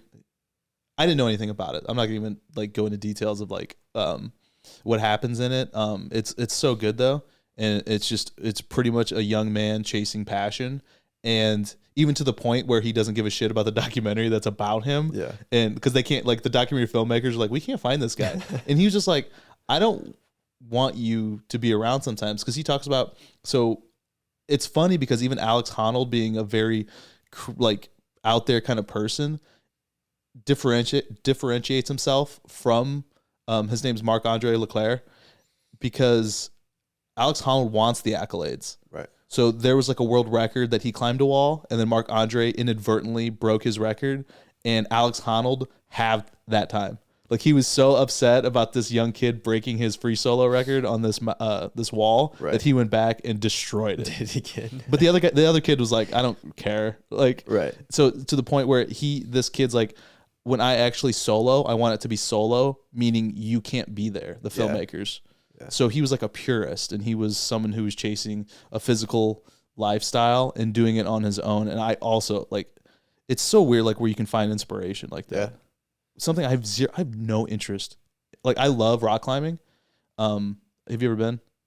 I've done a little bit. To me, it's really fun, but I'm not going to free solo something. Really hard. No way. Yeah. No way. Yeah. I don't even know if I would climb some of the things that he's climbed. Like, would you with a rope? Roped. Oh, really? I don't know. Like, I don't really like heights, to be honest. Well, yeah, that's not that's not something great. And I was talking about this the other day. I skydive a lot, but it's so different. What do you mean? Because you're coming down? Yeah, it's so different. And so the idea, like, if you've ever been cliff jumping or whatever, jumping off the cliff is fine, assuming you know you're not going to like hit a rock or something at the bottom. But no. Climbing, there was a 1,000 Ways to Die episode where this guy perfectly landed and the water shot up his ass and killed him. And I think about that every time. Have you ever seen that? No. I think about that every time I'm going to jump off a cliff. Yeah. I'm just like, this could be it. I'm going to, you just got to squeeze tight, man. Oh, man, I didn't know that. Well, I probably won't cliff jump anytime soon, or at least I'll think about it before I do. So you skydive solo? Yeah. Really? But I mean, it's totally different than the heights. So to your point, I don't think I'll never free solo something. Well, yeah, because like when you're skydiving, right, you don't feel like you're actually falling until you get to a certain, versus it's a very slow climb when you're going up. I've even seen friends kind of go up halfway a rock wall at a gym and start freaking out. Yeah. I'm like, you're on the rope, man. I'll let you down. Right. It's still scary, man. I would definitely rock climb, because I put myself in a lot of situations where I'm like the ocean thing. Because once you're there, you just have to accept it. You seem like someone like me that I prefer bouldering, which no rope, smaller walls. Right. But they call them problems, so they're more puzzles, which is really interesting. So if you don't see someone, I haven't done it in a while, so I forgot the term. you know, like someone who does it before you. I wish I could think of the term. To drafting? No. They're pretty much solving the puzzle for you, and there's an actual name for it for bouldering. If you do it first, then it's like, oh, put my hand here, use this grip. There's all these different kind of grips, and I think it's really fun. And it's kind of like the sprinters version versus like the marathoners, which are, you know, the rock climber version. Unless you're Alex Honnold and you're climbing El Capitan in 2.5 hours, which takes some people, I think, 2 days to do with a rope. Right. Maybe I would do it once with a rope or something, but it would be like the Ironman. Like, I'm going to check the box and I'm done. Or you just go down a rabbit hole like one of my buddies and just has all the gear. Yeah. Do it one time. I doubt it. He actually just proposed. The same guy who's going to do an Ironman. He proposed to his girlfriend that got her into rock climbing. Nice. So it was pretty cool. Yeah. And then her hands were so swollen that they couldn't get the ring on. Oh, no. That's awesome. So the way I like to wrap or want to wrap these up is my channel is fitness tech. So let's talk about some of the products on your feet, your wetsuit. Like what stuff did you find that was just awesome that you're going to be using forever now? You can talk about brands, talk about anything. So we didn't have wetsuits, but training in Barton Springs, it's pretty cold, and going into October, it was getting cold here, actually colder than it is now in Austin. So I used a wetsuit a few times. It was a Roka wetsuit. Of course. It was great. Out of Austin, Texas. Yeah. Their sunglasses are the shit. Yeah.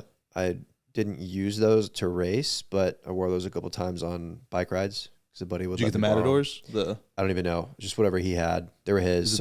Because what I like about what Roka did with their design was it's made specifically. Like, I loved in the Olympics, Roka really burst on the scene with a lot of people because they were sponsoring all the triathletes. Pretty much, or a lot of the triathletes, I should say. Yeah. But they have the Matador sunglasses that go under the helmet because that's a big annoying thing when you put on a bike helmet. Mine wasn't an aero helmet, so it only like it didn't go past my ears. You know what I mean? Mm-hmm. So, but they were comfortable. I don't know. So Roka was great. I wore like a Roka top when I was running. It was just one of those things where like we did so many runs without a shirt. Hell yeah. So it's Austin. Yeah, but like wearing a shirt, I don't really know. The Roka shirt was super comfortable, super breathable, like all that stuff. You mean like a tri shirt? A compression shirt. It was a tri shirt. It had little pockets in the back, you know. So Roka was great, like everything that I wore with them. I wore Karhu shoes. Never even heard of them. They're a Swedish brand, I think. Karhu? How do you spell that? Karhu, Karhu. Okay. Running shoes. Running shoes. So yeah, I tried Hoka's. Hoka One. Yes, sir. To fly over the earth. Yeah. Yeah. But they didn't fit my feet as well. I did like the running. So I did a gait test and then I did a pressurized walking test where they like mapped my feet. And these were supposed to fit better. And then I invert my feet when I run. Over pronate? So that's what a lot of people say. And pronation is with your hands. So palms down. Inversion and eversion are specific to the feet. So the inversion is taking the soles of your feet and bringing them in towards each other. So I invert the soles of my feet when I run, and I run on the outside of my feet. What? It's pretty common. Are you bow-legged? No, it's kind of like that though, right? Yeah. So like the longer you run, you'll see with any athlete where they break down. So some athletes will bow in, right? Because they've got weak hips or glutes, and then some will go out because their groin is weak. So you kind of find those. So when you're doing really high mileage or whatever, you tend to pronate or supinate your feet, invert or evert, right?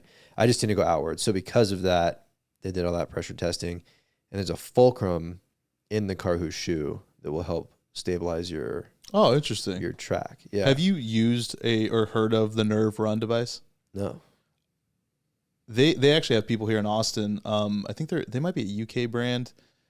They had reached out to me like when I first moved here, and this woman in a bike just came down here, hand delivered me the Nerve Runners, and they're pressure sensing soles, and they're amazing. Yeah. They actually it's the most accurate way you could get cadence, just because your watch is estimating by the gyroscope and everything and bouncing up and down, versus the Nerve Runner actually pressure when you hit, and it can show you where this is where I get in a fight with the internet because I'm a heel striker and people are like, yeah, you can't do that, even though a majority of the population heel strike, which is exactly why shoes are made the way they are, right or wrong. And it has not been proven to lead to injury like the keyboard warriors have told me on the internet. Right. But for me, I do want to be more of like a midfoot striker, and like these devices help you change your stride and allow you to read it. And then it also has wattages that they added and stuff. So it's like super interesting. So on the bike, you use a power meter, right? Mm-hmm. And there's a lot of elite level coaches that have said like, these are the things that I require my athletes to wear if they're going to train with me. And it's a power meter on the bike, heart rate monitor, what brand watch. Is it? Garmin? Yeah, I've got a Garmin watch. It doesn't matter what. The power meter? It doesn't matter. There's Wahoo's a big one for the bike. Yeah. Did you have a kicker? I didn't use one. I was always training with somebody that had one, and I was behind, so I was just keeping up. Like I would if I did another race, but I just didn't want to spend the money. So he had a Wahoo, and they had navigation and wattage, and he paired his Wahoo with Garmin pedals. So he was getting wattage in individual feet. Oh, that's cool. Yeah. So that was really cool. Even though I didn't have it, like that was awesome. Because he could, like, just seeing his data was cool. And then he could look at his watch and like compare, just like you said, heart rate discrepancies between that and his Oura Ring and the Whoop and like all these other things that we played with. Mm-hmm. But the power meter, like there's coaches that say as soon as there's a power meter equivalent for running, I'll require that as well. So that would be really cool. The Nerve. Yeah, it's I could show it to you after. It goes under the insole of the shoe. It does have these things that stick out on the side, but I personally haven't noticed them. But if you're really trying to fine tune your running, it is additional weight that maybe you want to shave off. But if you're training, I don't think it matters. Yeah. But it does have a power output, which is really cool. That's awesome. And they added that with a software update. And then if you have a watch, like a Garmin or an Apple, it'll just show up right on your watch. That's awesome. Yeah. I'm open to trying anything. I really like what you do. I like experimenting with stuff myself. Tech's fun. Yeah. Yeah. And as long as it helps you achieve another level. Yeah. So what else? But did you have, one thing I've been thinking about buying, like I love cycling, I just haven't done it in a while, is the trainers, like a Wahoo Kicker. I quit my job shortly after signing up for the Ironman. Yeah. And went full time into this business. So I was like, I want to spend as little money as possible. That's crazy. Yeah. For a very expensive sport. It was very, I mean, the registration for the race alone was almost $1,000. Yes. So after the expenses for traveling and registering, all those other things, I was like, I'm just not going to do things. Where's that money go? Huh? $1,000. Where's it go? Dude, we did the math. I have no idea. Like the event was expensive because you look at 2,000 to 3,000 people. They set up and tear down this whole stage. Okay, as you're breaking this down, did your mind change when you started running a business? How like money is broken down, or would you have thought it this way before? I would have thought about it. I just have become much more frugal. Yeah, I have to. Like I was working as never an lose analyst. that. Yeah, yeah, and making great money and kind of falling into the trap of like, well, work all week, work your ass off, get paid out the ass, and then just blow it all on the weekend. Yeah, but I don't have that luxury now. So I mean, I think you'll get there with the coffee because I think it's fantastic, and I think your work ethic, and you're going to build this brand into something. But I always tell people I was broke as hell in law school. Yeah, and even having a comfortable lifestyle now, I try to keep that mentality of like being frugal, despite all the tech you see in my house, but it's specific to the business I'm running with YouTube. Exactly. Yeah. And a lot of the money I spent was going, like my girlfriend was getting her master's, so I'd go travel to see her. Okay. Yeah. Or I'd invest a lot of money into the businesses I was running that I didn't need to. So that was That's thing. Also a problem. Yeah. Yeah. Raising money or investing money you don't need to. Exactly. And I did both. But, I guess I learned when I had the paycheck. So... Yeah. But that's just to say there was some tech that I wish I could have purchased. Like a better bike, a better training system for the bike. Well, you can always have a better bike. You see those guys with those carbon fiber bikes, you can lift it up with like one finger. So I borrowed a bike from a buddy for the race. Yeah. And not only had the fastest time of my entire season, but actually beat all of the guys that I trained with because I was on a road bike, like a cheap old beat up road bike that I never even got fit. Yeah. Which was a terrible idea. That's a horrible idea. Yeah, it was terrible. But I think it was one of those things. It's like you train with a parachute doing sprints, then you take it off. And you're like, ooh, whole level. This power output. Exactly. Like, this feels good. Right. What kind of bike did he have? He had a Cervelo P3. Cervelo's a popular one. Yeah, it's a great bike. Yeah. So that was awesome. But yeah, I mean, it just like, it's a very expensive sport. There is some tech that would have just been cool to have. How great that you guys were the same size. Yeah. Yeah. Austin Tri Team is awesome. There's a whole group of people that. Oh, that's what you did? The Austin Tri Team is like an open group. So you can just kind of join the Facebook group and say, hey, I want to show up to training sessions once in a while. You use Facebook? I mean, that's just where they like put their events. That's crap. Yeah. I haven't had Facebook in 6 years. Yeah. I think it's garbage. It's the only reason to have it is for like groups that I know have events. I just won't partake. That's fair. Yeah. I mean, I'd rather go see a bulletin board somewhere. And I didn't really ever check it, but the guys that I was with did. Okay. So what else did you use that you could afford? That you still like? So Karhu is a brand I've never heard of, so I'm going to check them out. They were great. Did you even look at Atreyu here? I didn't. I know who they are, but I didn't. Yeah. Mostly because of the recommendation after doing the gait test and stuff. Like okay. Brooks was another one. And where did you go for this? Fleet Feet. Fleet Feet. Yeah, they're great. Yeah. They're all over the country. They're pretty good. Yeah. And they're the only seller of the Karhu shoe in the United States. Really? Okay, maybe that's why I never heard of them. I'm going to check them out. They're pretty good. Fleet Feet's where I got onto Hoka's. Yeah. So I got like flippers. Every time I go get my foot checked, I wear a 4E width, size 12, and they're like, you should swim. And I'm like, you should shut up. Just measure my foot. Yeah. Sell me my foot and we'll talk about anything else. Yeah. Yeah, they were great. They were super comfortable. I was having a lot of issues. Like I lost 2 toenails, just practice running, just training. That's pretty common though, right? It is, but they're like, well, your shoes are fitting wrong. So let's switch them. I don't know if that's the case. Cause I mean, I get fitted. I've lost all my toenails from rugby, from baseball, from various things, just hard running, I guess. Just your foot and just the pressure. Right. You see like Cameron Haynes runs his takes his foot off. He's got no toenails. Exactly. Yeah. But I didn't have any issues with the Karhus. Well, that's good. Yeah. Okay. So Karhu, Roka, Garmin. And I think they're just kind of the watch. And that's a Garmin watch? Yeah. This is a Garmin Instinct.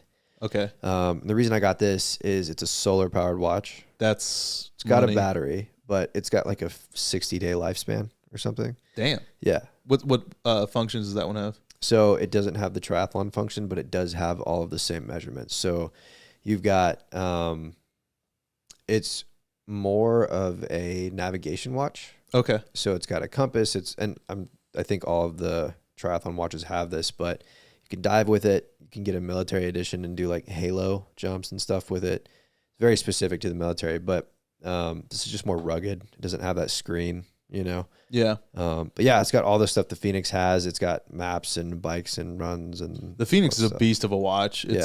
But it's heavy as hell.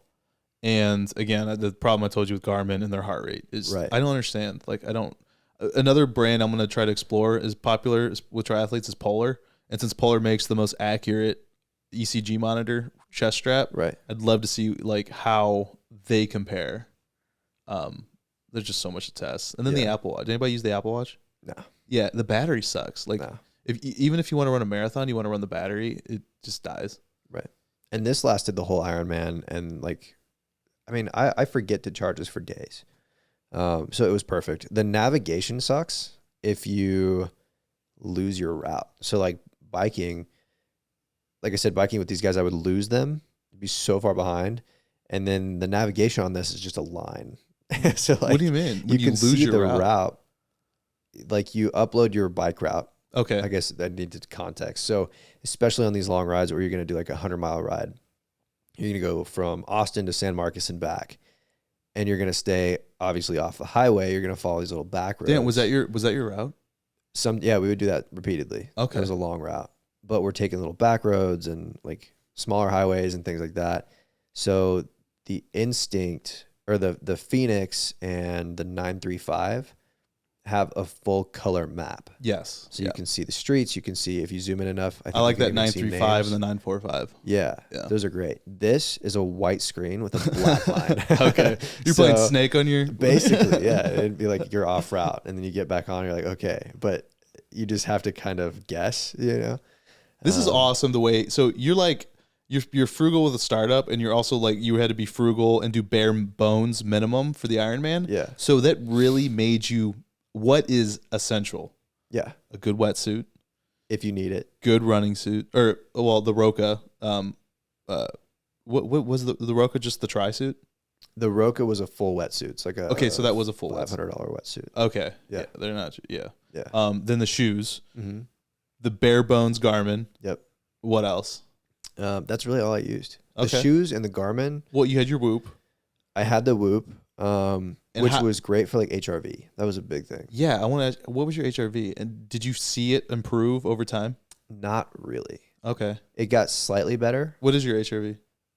Or what was I it? want to say like 60. I don't remember because it's Okay. been 2 months since I've even looked. I mean, it's genetic. It doesn't matter. I just would like to, like, I know when I'm running all the time, my HRV goes up like 20 points higher. Yeah. But I haven't been running, and it goes back to like this like baseline 60, 70. Yeah. I want to say it was like 60 or 65 and it never really changed. But there were times where like I wasn't sleeping, Mm-hmm. which is like you can't not sleep and do these races. Yeah. Did it help you maximize your training, or was it just fuck it, like I have to do this training regardless? I think when there were weeks where I was like, I have to get in and focus because we've only got X amount of time left. It helped me see when I was training better, sleeping better, whatever. It was helpful, but not helpful enough to keep using. And then as far as supplementation, besides your own products, Mm-hmm. what, any brands or anything that you enjoyed? Yeah. So Scratch was great. Scratch. Yeah. So equipment, bare minimum, good shoes, Mm-hmm. good bike shorts. Found a cheap a pair of bike shorts that were great for like $35 on Amazon. You mean by bike shorts, you had the padding? Yep. So I don't ride with Sponede, padding. dude, for 100 miles. I've ridden. Like I did there's a Katy Trail. Yeah. And that's on a mountain bike. Yeah. And I've done 100-mile days on that. I did both, and it was a game changer. Because Okay. it's like, I guess you should use it if you can. yeah, because like you get to the point, especially an arrow, which you're hunched over, Right. and the better your position is, the faster you go, and the faster you can transition off the bike into the run. Yeah, but don't you feel like you're running with a diaper? No, you change. Oh, you do change out of it. Yeah. You do? Yeah. Okay. If you don't have to, but there's also like the tri suits have slimmer pads. Gotcha. But I didn't have a bike fitting. My seat was broken, so it was like jacked up just a little bit, and it was a solid stem instead of like the tris that have the space in the crotch. So it was super uncomfortable. So I just did the bike shorts. I was like, if I can minimize the pain of being at the very tip of that seat in this arrow position, push more watts and just be more comfortable for the run, I'm going to do it. Oh, yeah. Just take the extra 30 seconds to 2 minutes to change out of those into running shorts. So I recommend the pad just because it's like you're going to deal with pain everywhere else. So my thing was shoes, bike shorts, the watch, and really that's it. Like that's what I really needed as far as equipment. Yeah. And then for nutrition, it gets kind of scientific depending on the time that you want to complete. But we were looking at 300 calories per hour on the bike. We did a lot of honey stinger, Yeah. a lot of goo, A lot of go. a lot of this company called, And for people who don't know, those are those gel packs that you yeah, pretty much bite off and you suck the gel out. And exactly. they're not great. They're not terrible. It's like glucose and fructose. It's just basically all it is. straight sugar. Yeah. Fast digesting carbs and energy. Right. And I cannot remember the other company, but they're a more like clean type of company. Like they had almond and dark chocolate mixes. Oh, yeah. And then you had Starbucks makes them too. do they? Yeah. I Yeah. had a double espresso when I ran a marathon. Was it good? Yeah, it wasn't bad. Yeah. I didn't feel any effects of it, but I mean, they're just so nasty. And even when you're training and you're like taking them, I just got sick and tired of them. So I'm Honestly, I thought they were great until the day of the race. okay. Yeah. After the race, I was like, I can't. No more sugar. No more crap. Like, I'll eat. Oh, I'm sorry, dude. Yeah. I'll eat like a steak or something. Turn that off real quick. Yeah. It's a coffee alarm. Coffee alarm.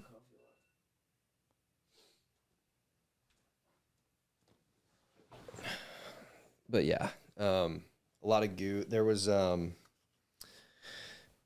company that made the really clean packs was good because it was cleaner ingredients. It was just easier on your stomach. You pull it closer. Yeah. Bit. Yeah. Scratch, which makes a carbohydrate fuel, but it's cluster dextrin. Yes, cluster dextrin's amazing. Instead of maltodextrin. So we put that in our water bottles with Liquid IV or Element, which is straight electrolyte. Liquid IV has sugar in it. And then Element has like 1,000 milligrams of sodium, straight sodium. So one of those two. And then there's a company called Noon that makes little caffeine tablets, also have some electrolytes. We put those in our water as well. So you're just juicing yourself up with carbs and caffeine. I probably did, including my morning coffee, 800 milligrams of caffeine on the race. So how many calories do you consume through the whole race? If you think you burn 9,000 that day. Yeah, dude, it was crazy. So we accounted for, after training for the 6 months to a year that we all had, 300 per hour on the bike. So for 6 hours, and then 200 per hour on the run for 4 hours. So we were looking at 2,600 to 3,000 calories for the whole day. So you were in a major deficit that whole damn day. That's what I'm wondering if the Garmin is what you were using. I'm curious, like what the actual. Yeah, I mean, and then like I said, we used the Whoop. They used an Oura Ring. But you didn't have the Whoop during the race. I didn't have the Whoop during the race. No. Yeah. What did their Oura Ring say? My buddy Steven was at like 8750. Okay. Something like that. That's probably right. Yeah. If I think about, so I had the Whoop, and I think the Oura Ring's great too. It tells you on their website you cannot use it for barbell movements. Like you can't wear a ring. And it makes sense because the pressure against the bar in your hand. So for me, it becomes useless. And they even say, like, you should use an Apple Watch instead. It goes, so you want me to buy an Apple Watch and you want me to use your device? Yeah. But the only equivalent for an endurance in that extended period of time, and you can even add the cold element, which will raise your heart rate for a period of time, was Hood. And I burned like 7,500 calories that day. Yeah. So I was less active than you guys, so that makes sense. I mean, if you think about that, that's a shit ton of calories. It's a lot of calories. It's insane. Yeah. And then when you're training too, and you're burning extended periods, the problem is people quit training and they try to eat the same amount of food. That's what I'm doing now. Yeah, I mean, the marathon's a little bit better, but you're not going to burn. Yeah. But you weren't like protein or anything else?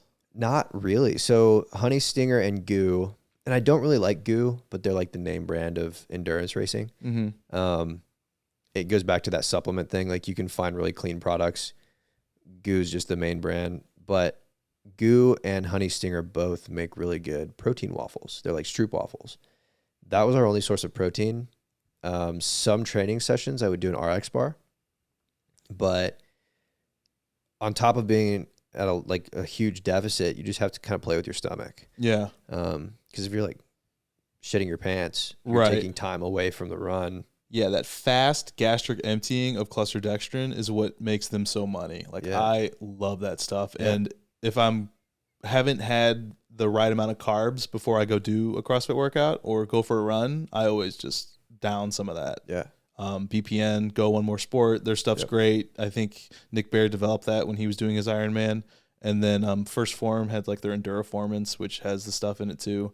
It's amazing. Yeah. So that's what the Scratch is. And it's literally like cluster dextrin and fructose and some electrolytes. Is that the name of the brand, Scratch? Scratch is the name of the brand. And how'd you find them? Super just through fuel. The people? Experimentation, yeah. Just looking at all the different stuff available. What flavors? Like, there's 2 flavors, and the one that I used was like a raspberry or something, and I liked it better than the G1M Sport. Okay. I never tried Really? it. The fruit punch was delicious. As far as the effects of... Oh, how it felt? Yeah. Okay, the composition. I'll have to try that. It was good. Now that I quit working with First Form, like kind of free agent, so I'm kind of out there shopping around, Scratch is dope. Shaking my thing, and like Scratch is good. Okay, I'll try them out.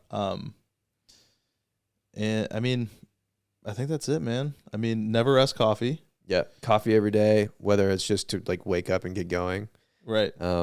Has the Ironman inspired you to make any products specific to endurance with your brand or no? I thought about it, but I'm kind of like you, man. I like being in the gym. I like being a hybrid athlete. Yeah. I don't want to stray too far into supplements right now.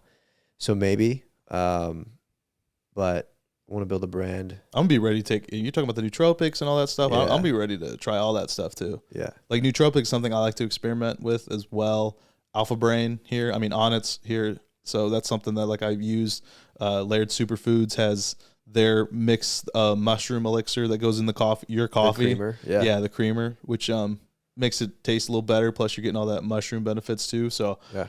I'll be super excited. I'm gonna buy your stuff continually. Like you have sent me stuff as full disclosure, but I did spend over $100 to buy. I appreciate it. Yeah, was awesome. of course. Like I'm all about supporting brands, and I say this anytime. Like if I liked your stuff, I would have told you, and you wouldn't have heard from me. But when I really like your stuff, we keep like a connection, and that's what we did.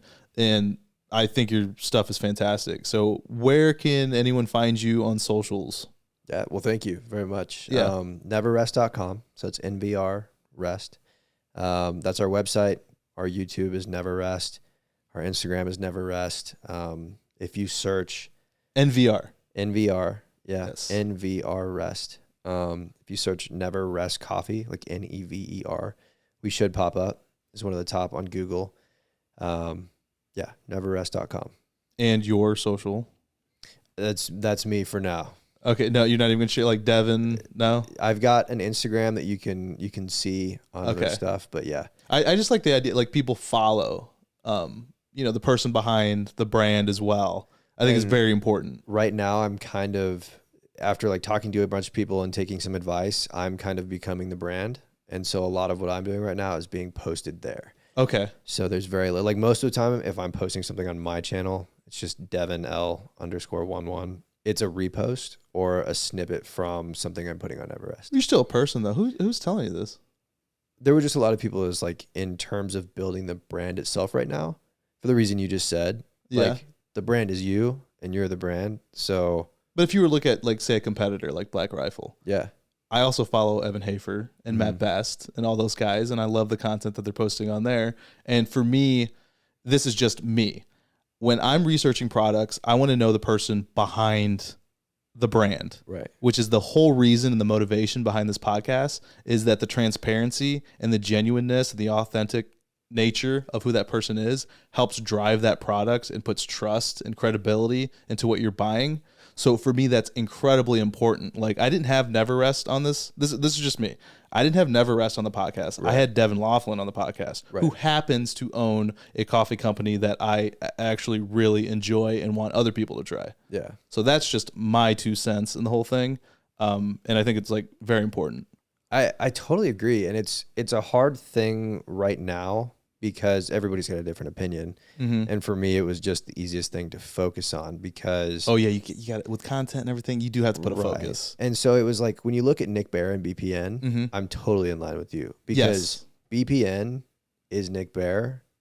There's no BPN YouTube channel. It's Nick Bear's YouTube channel. So one of two things happen at some point. And Nick Bear won't leave BPN.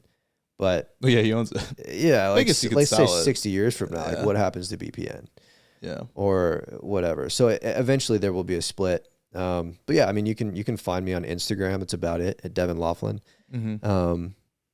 But right now I'm completely authentic and behind the brand. And at some point, if they kind of split, I'll still be running the brand and building my own stuff. Yeah, I was very happy. So I was worried when I watched your YouTube that you became a different person on camera. Really trying not to, yeah. It's very difficult for people, even when I work with other people that film and I'll be more of like that actor role or like a model kind of role. They're like, thank you for being a normal person. Yeah. It's like, yeah, man, like for some reason you turn on camera and you turn into non-human. Yeah. And that's what I like try to do too. I didn't even tell you when we started recording because I just want the conversation to flow from where we were doing downstairs right into here, because people that aren't used to speaking also become like a very proper, and you're like, who the hell, you're not the person I was just talking to downstairs. Right. I realize that. I like that. Yeah. I like that. Yeah. Just right in there. And that's actually like a tool from Clint Eastwood. Clint Eastwood, when he directs movies, never says action. He just hits record, and then stories that I've heard, the actors are standing around like, do we he's like, yeah, he's like, go, just do it. Like, because action just people get all tense and stuff. So just go right into it and just be authentic. Again, the reason for this podcast. So, hey man, appreciate what you're doing. I appreciate you coming to my house to talk for a couple hours. I don't know if you realized it was a couple hours. Yeah, that was the alarm. I thought it was way late, but so check him out. Never Ask Coffee. Buy his coffee. It's fucking good. See you guys.